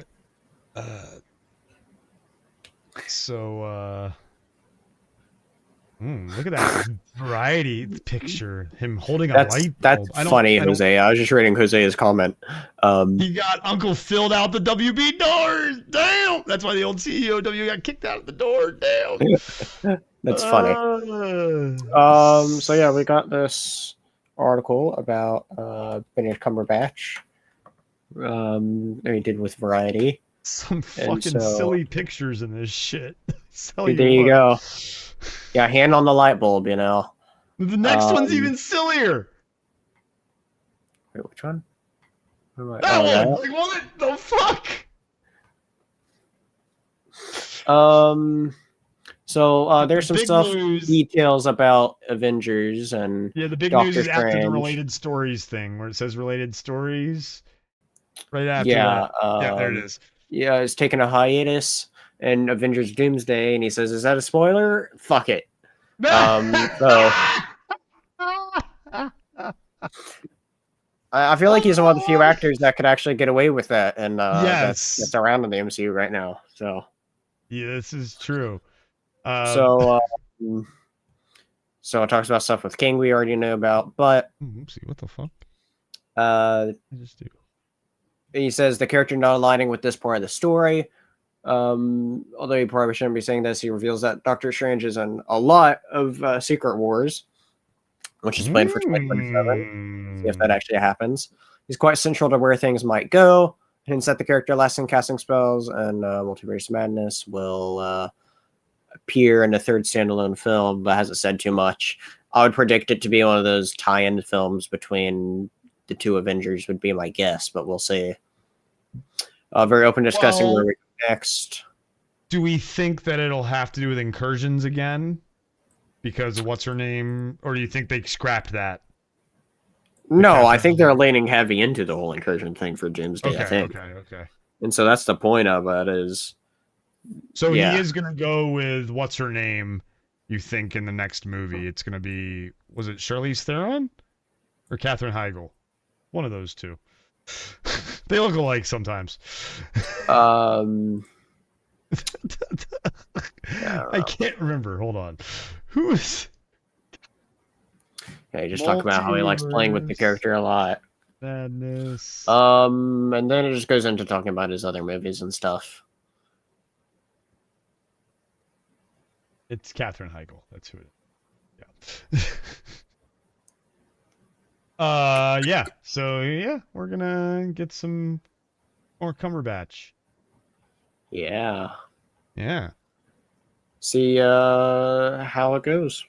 Future of the MCU. Yeah. All right. We pretty much just have a bunch of little stuff next, right? Yes. Excellent. Well, let's get into it. So James Gunn, only CC Forward is pure canon. Peacemaker is almost entirely consistent with that canon, other than the Justice League. The Suicide Squad has a lot of consistencies, but I think of it as an imperfect memory. Yes. So that's very interesting because people are like, wait, I just watched Creature Commandos and they brought up Suicide Squad. You know, like, is it canon? And here he's clearing it up. Yeah, it's kind of a weird way to look at it. Yeah. Because that's kind of the annoying thing of when you're building a whole new universe of it's like you kind of want to, I feel like, have a solid thing of like what is and isn't, you know, like saying that one scene in Peacemaker enough, you know, and Suicide Squad is an imperfect memory is just weird. But that's the open way for how we can retcon it, I guess, since it's technically not part of it all. An imperfect memory. I like that. We'll see. Like we'll see how he comes out with it. Yeah. It's Charlize Theron. Thank you, Jose. Yeah, they look alike to me. But yeah, here's we'll see what happens. Something else from James Gunn. The bulk of my time is dealing with post-production on Superman and Peacemaker, but I'm also spending a fair amount of time rewriting my next DC Studios project. Ooh, what could it be? Yeah. What could it be? Because he's not writing Supergirl. No. I mean, that's already been written. Yeah. It's filming now. Right.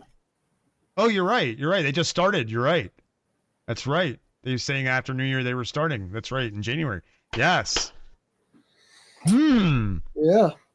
I wonder if he's writing Sergeant Rock. No, that's somebody else's project. That's really okay. Luke. Oh, that's right. Yeah. That's right. That's right. Man.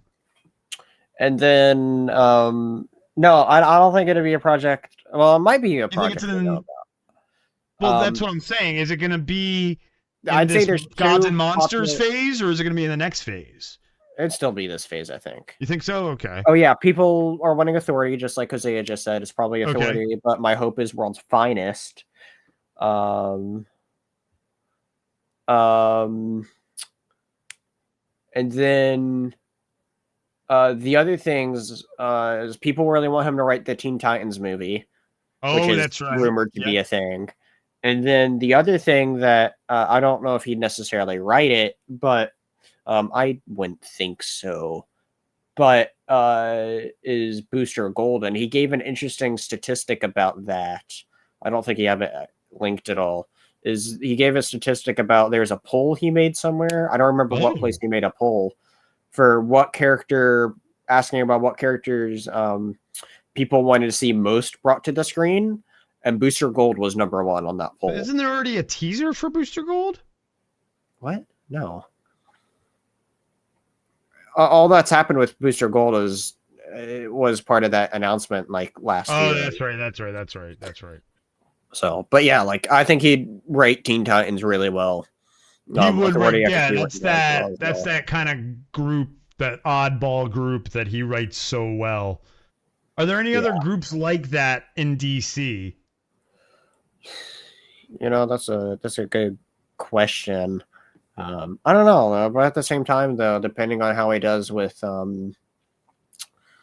Superman, you know, like maybe he'll just end up writing other stuff or writing that side stuff on the side, you know, like Creature Commando Season 2 be like his side gig that he writes or whatever.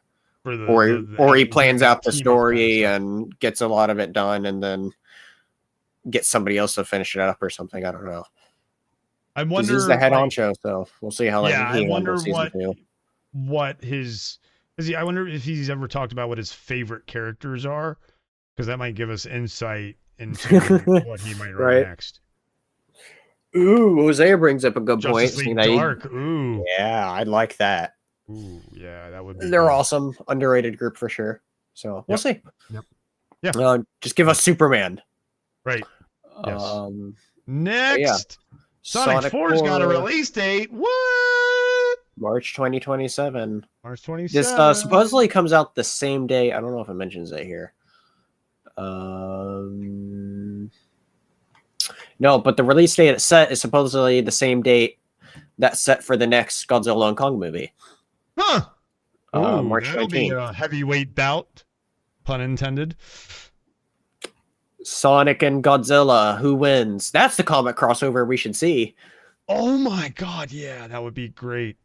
Except that's who does the Sonic comics? Oh. I don't remember who does those. I think those are actually IDW. Isn't that Godzilla? I was about to say that might be. Isn't IDW? Yeah. IDW is Godzilla because they're the ones when we were just reading the article about Godzilla versus America. Yeah, I that sounds right. Well, that would be interesting. All right, IDW, yeah. You hear that? Give us Sonic that's funny Godzilla. How the stars align there. Oh my! See that to happen can happen a bit easier. And Godzilla crossovers with other things. I don't know if Sonic's really crossed over in the comic realm, but Godzilla's done a bit of crossovers. Going to be talking about some of those new crossovers over on the Comic Den on Sunday, as they just announced a couple in the last week. So keep an eye out for that. But yeah, Sonic 4, that's cool.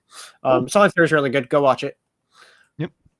Okay. Netflix. And people thought they were going to lose subs over the password crackdown shit. Well, they might. No, I know this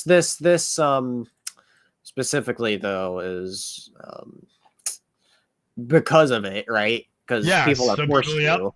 Because it shows if people are forced to, it shows how much they actually care for it, you know, and people stop being cheap, you know. So it's working, you know, like it is. The password crackdown, unfortunately, is working. As I say, if you're mad about it, don't pay for it. But obviously, that's not what's happening. It's attached to my T-Mobile bill, so it's cheaper. There you go. T-Mobile. There you go. So, all right.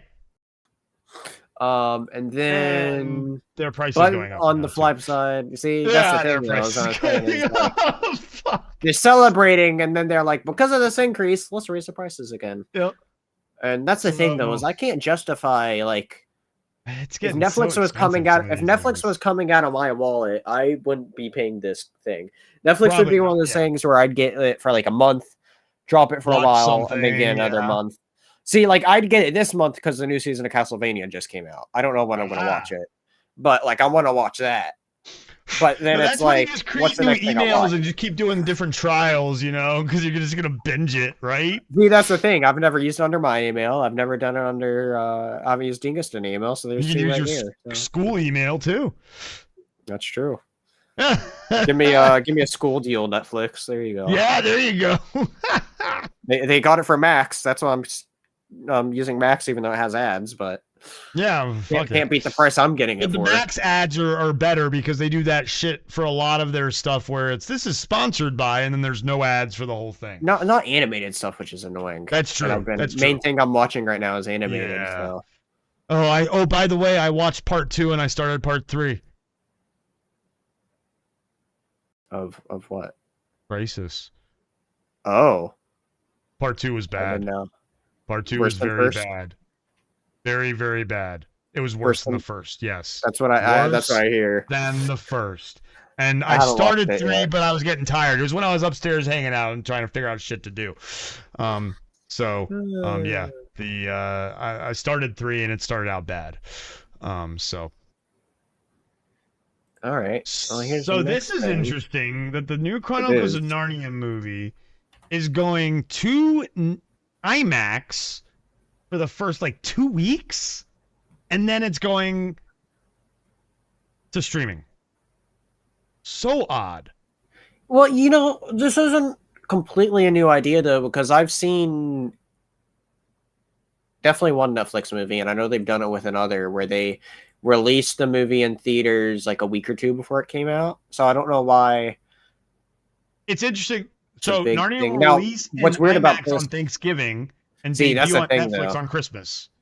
See, that's the big thing though, is exclusive in IMAX is interesting there, and not just normal theaters. I mean, we'll see how their new version of Narnia comes out. Yeah, I'm worried curious about this just because. Sure, absolutely. Look, the first, I watched Narnia. I've watched Narnia in pantomime, which for all you people who don't know what pantomime is, basically the British word for play, in London. And I've watched the original BBC TV miniseries. I watched the movies, read the books. This is a near and dear franchise to me, and modern takes on a lot of these franchises. So Greta Gerwig, though, fantastic. So I have a little bit of faith. That's my main thing with it. Why I'm trying to I'm curious about it. I hope they know what they're doing. Yeah. So we'll see what happens. I hope it's good. We'll see.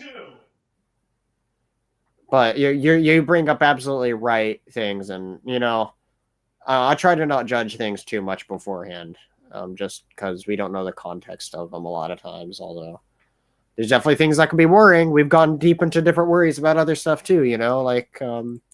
Doctor Doom and Doomsday, how that's being handled with Robert Downey Jr. So we'll see. Really only time will tell to see how those actually turn out.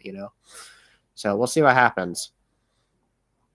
But what I was bringing up earlier though is they've done some movies in theaters before. They have done the one I watched was they released Army of the Dead in theaters a week or 2 before its Netflix release. And because I remember being excited for that, and I watched that. I know before that one they did the what's that Western action movie they did that came out a little bit before that one? I don't remember what it's called, but they did this Western action movie. I think Jonathan Majors was in it. But that one had a limited theater release as well. So this isn't a new thing to Netflix, and I thought it was cool that they did it, because Army of the Dead at the end of the day wasn't a great movie, but it was one I was looking forward to, and it's Zack Snyder's a very cinematic director, regardless of his shit writing sometimes, So yeah, I completely agree, Hosea. Saying it's fair to have pause about this Narnia reboot. We'll see if they keep the Christian themes in this day and age for modern audiences type shit. Exactly. I was about to look up something. What is that Western movie called? I think you're right. Jonathan Majors was in it. And yeah, you're right, Hosea. The Christian theme, the traditional Christian theme. The Harder They Fall is the movie I'm thinking of. That's right. Yep. So yeah, so I might, if the trailers look good, I might go see it in IMAX because it's Narnia. See, that's the thing though, is I'd like to definitely check it out. They also did it for Glass Onion. That's right, they did. I didn't have the. Yeah. Although, see, That was because in I know theaters they for had longer though, wasn't it? That was a I regular don't, release, I thought. I don't think so. No, I don't No, remember it if was that played limited. anywhere near me. I don't remember if that one played near me or not. I remember though, because I was somebody that was looking forward to Rebel Moon, but they barely played Rebel Moon anywhere, which is weird. Although they could have made a little more money off of that, you know. But I don't know. We'll see. I don't know. I don't know why Netflix does it anymore, because some of their movies really do feel like actual theater movies, and they're getting into that though, you know. So Yeah, exactly. I don't understand why Netflix is so, averse to not doing this more widely, or even longer. You know, like they can have a good transition of it being a month or two after. You know, so I don't know. What do you think? Let us know. Yeah. All right, just a few small things now to cover. I think Hosea is a Dexter fan, if I remember. But this one first. Wasn't Dexter. No, Okay. yeah, this one first. I was about to say now this one. Yeah, I films forgot. have crossed 1 billion post-pandemic. That's interesting. Yeah, this is an interesting graphic.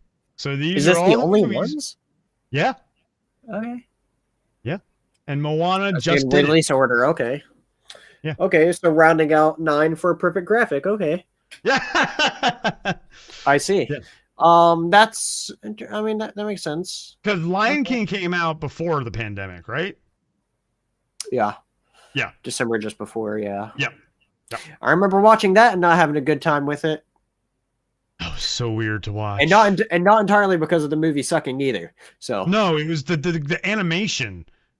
Well, I meant outside forces from the movie itself, but yes, that was part of it. No, it was one of those things. It was probably one of the first theater experiences I've had of just little kids running around everywhere. Oh God. Ooh, yeah. Never seen one frame of Dexter, but I hear it's good. Disney sucks on that remake, says Ronnie J. Yeah, 9 movies, and look how many of them are Disney. 4 of them. 5 of them now. 5 of them are Disney. 4.5. Let's be honest. Why? Avatar is a half? No, Spider-Man. That's partly Spider-Man, Sony. right? Sony. Yeah, you're right. 4.5. You're right. I don't know who gets the bigger pay cut out of that, but it's definitely divided somewhere. That's a good question, because it almost wasn't going to happen ever well, again. that's the reason why, is because they couldn't agree on who gets how much. So exactly. Until the mopey coal started, thank God, because No Way Home, one of my favorite Spider-Man movies. I'm not gonna lie. One of the top MCU movies for sure. Oh yeah, exactly. Yeah. It's up there. It's up there. Maverick, fantastic, amazing movie. I watched Dominion. It was okay. Definitely the weakest movie of this bunch. Yeah. Although I haven't seen Moana 2. But disregarding Moana 2, I've watched all the others. Avatar, I still need to watch. Mario was fun. Barbie, I still need to watch for my Barbenheimer watch. I will do that eventually. And then Inside Out 2 is really good. Go check that out. I haven't seen Inside Out 2 yet, but I will. I'll eventually watch that. It's on my list on the Disney Plus. Maybe a hot take, because I don't hear a lot of people necessarily saying it, but I think Inside Out 2 is just as good, if not better, than the first one. So, Awesome. Good to know.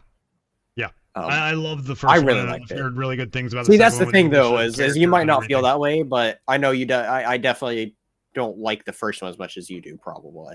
But you'll see why. I don't know. It's a really good sequel nonetheless. I think it's probably one of the for best you, like you had said, for you it was cool because you watched the first one as a little kid, and then you watched this one and watched her grow up and and so you can you related well. Well, that's the thing I've said about it, is I think Inside Out, maybe 2 as well, is I think they're poorly made kids movies because the themes they deal with isn't stuff kids deal with yet. Yeah.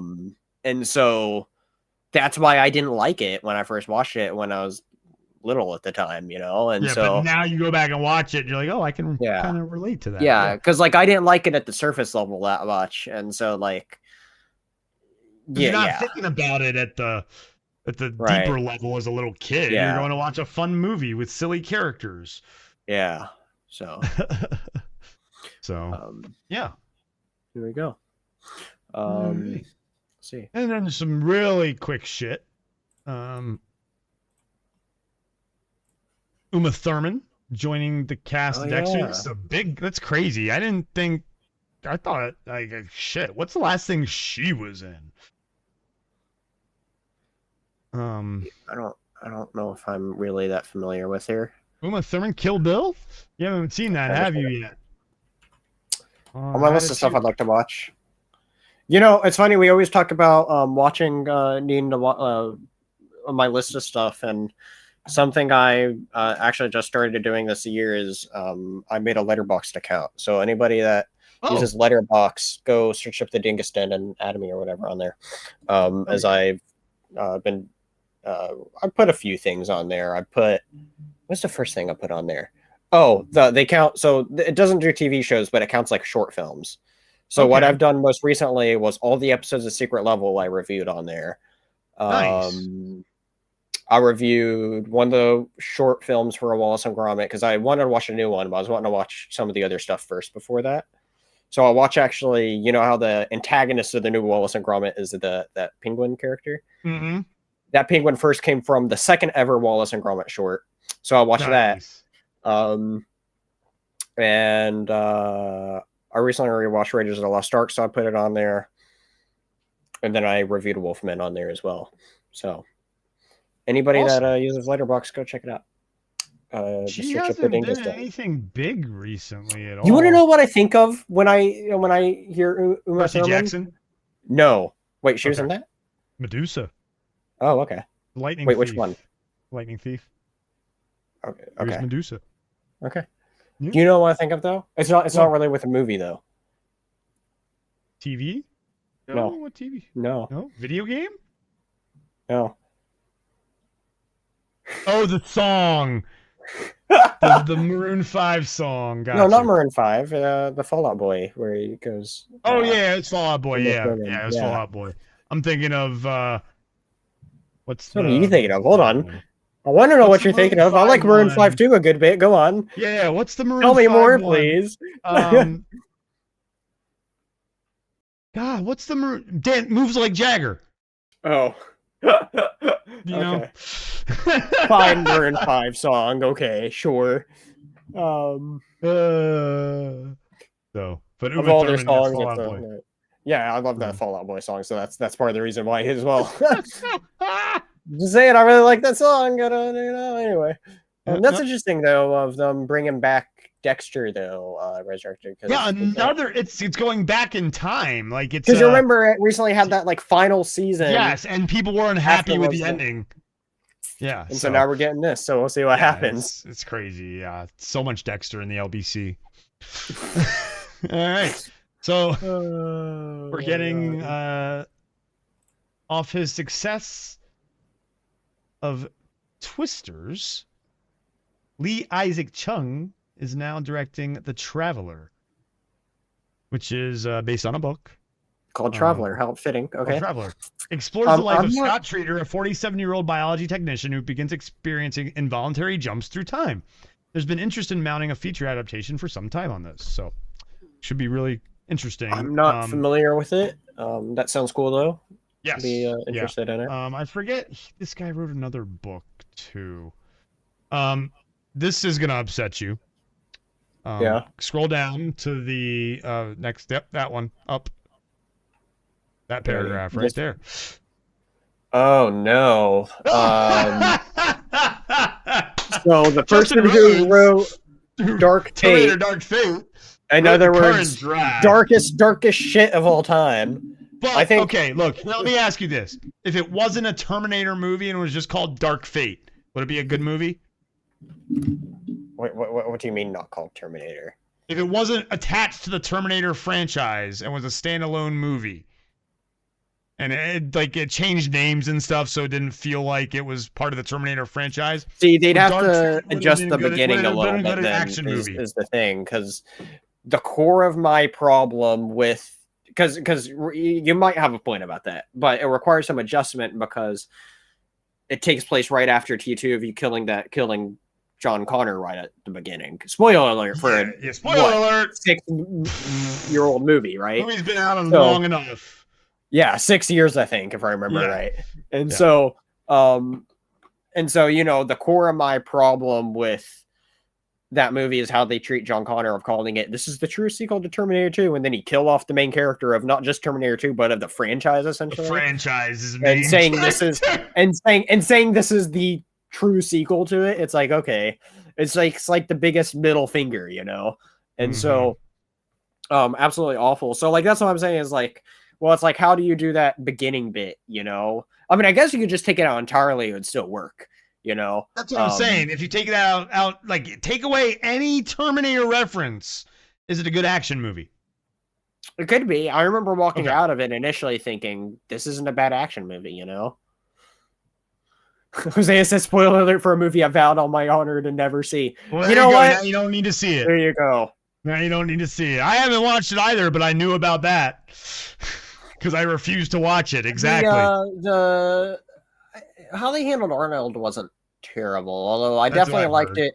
It was a similar idea as what they did in Genesis, but I enjoyed Genesis immensely more. But I think actually I liked him in Genesis more. Anyway. Oh, it's easy to enjoy Genesis because there's Amelia Clark to look at.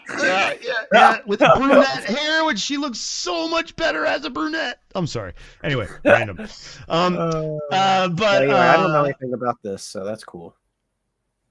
Yeah, I don't know anything about Travelers. I mean, I guess hopefully it'll look good because Twisters was a pretty fun movie. That's what I'm saying. And so Twisters I had no hope for, and I watched it on a whim, and next thing I know, I walked out of the theater being happy with it. So well, and that's the thing. You know how hopefully this director will see all the bad Terminator Dark Fateisms in the script and change them as he goes. We'll see what happens. We'll see what remember, happens. This is an adaptation of a book, so you can't really go too far off kilter, hopefully. Yeah, I'm not familiar with it. Have you heard of this book? I have, yes. Okay. I haven't read it, I've heard of it. So. Sure, I've never heard of it. You know, it could do it for your story time later. Yeah. Oh, yeah. Speaking of which, that book will be finished this week. Tonight, we're going to do it again. I need to schedule it. But then tomorrow will be finishing the book. So starting next week, we'll be starting a new book. What? I don't know. But we'll figure it out. There you go.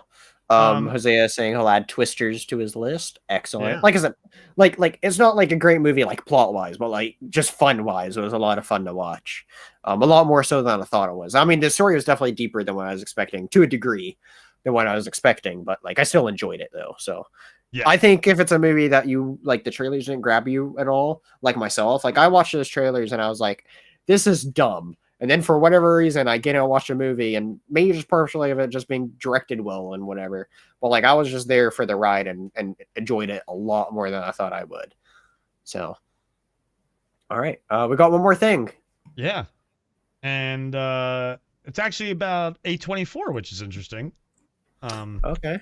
But I wanted to save it for last because of what it is. So it's Sydney Sweeney, who, as we know, was in one of the worst movies of last year. And no way. But this is kind of cool. A24 horror connected. Edgar Allan Poe, who just had his 216th birthday, if he was alive, That's obviously. Crazy. Yeah. So they're doing an Edgar Allan Poe movie. But Sydney Sweeney, she's nice to look at, but I'm definitely worried about her being in something from Edgar Allan Poe. Okay. But we'll see. It's a wildly revisionist and darkly comedic take on the short story of the same name by Edgar Allan Poe. So we'll see if it's any good. But I love Poe. I'm from Baltimore. It's a kind of a requirement to like Edgar Allan Poe. Amber loves Edgar Allan Poe. She tried to, during the pandemic, she did her travel nursing job up in Maryland, and she tried to go to his grave on his birthday, and it was closed. Or not on his birthday, but tried to go to his grave, and it was closed because for the pandemic. But Sweeney, as you know, Euphoria, White Lotus. Yep.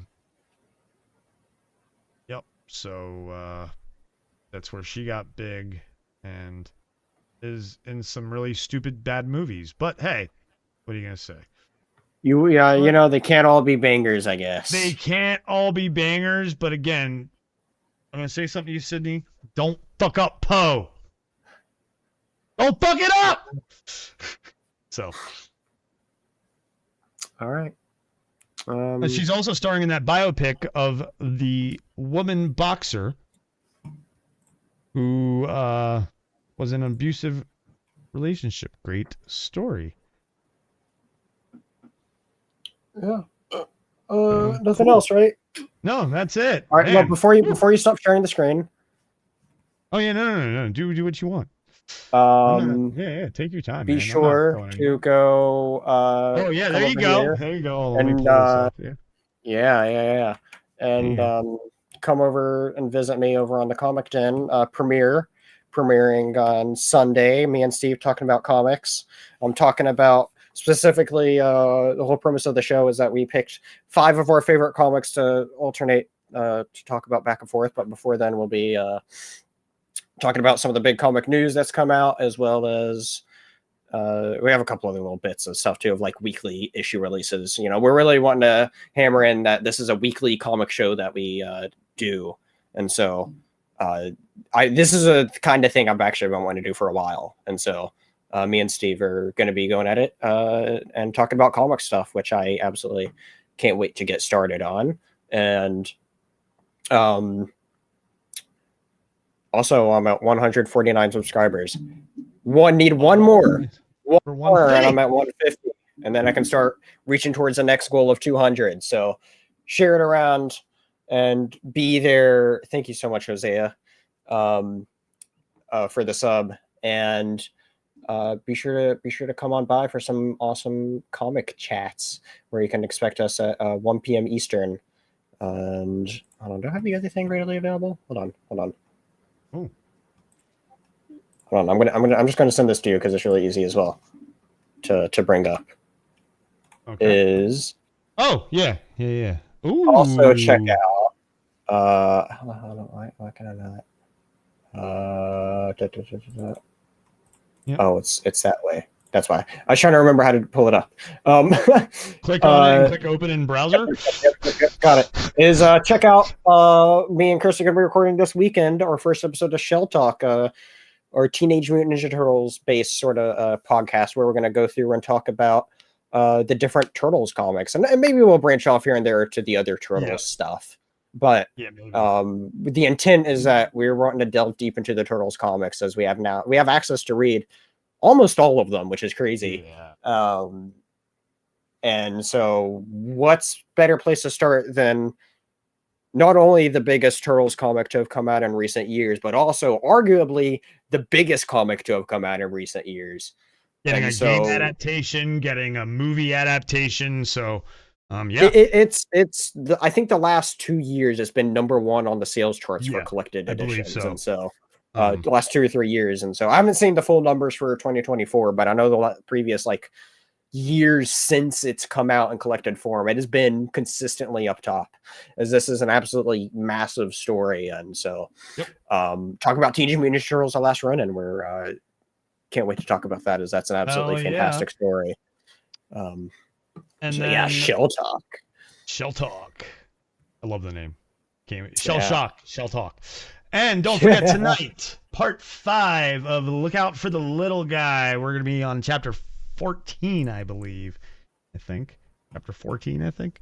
And probably only 2 more reading sessions left of it. You know, this is a nice, really good series that I started. I feel like I've, I like these nice little short 30 to 50 minute, 40 to 50 minute streams where I read to you guys and say goodnight. I love it. So come 10 Central, 11 Eastern. Jose, it'll be tomorrow for you. So it's more like a wake up story. It's like an afternoon story for you if you come in and listen. So check it out. It's actually, I'm very surprised at how motivational the book's been. Like it's like a motivational book to lift your spirits. So fantastic story. Come check it out. Spencer, thank you for spending so much time with me today on the main course. Went 3.5 hours, about an hour to hour and a half longer than we usually go here on the main course. So thank you all for hanging out. It's been a fantastic episode. Lots of nums we talked about. And remember, tomorrow we're starting out with the Xbox Dev Direct and then going right into the main course episode then. So we'll see you all tomorrow. Later, Red Shirts. Bye, everybody.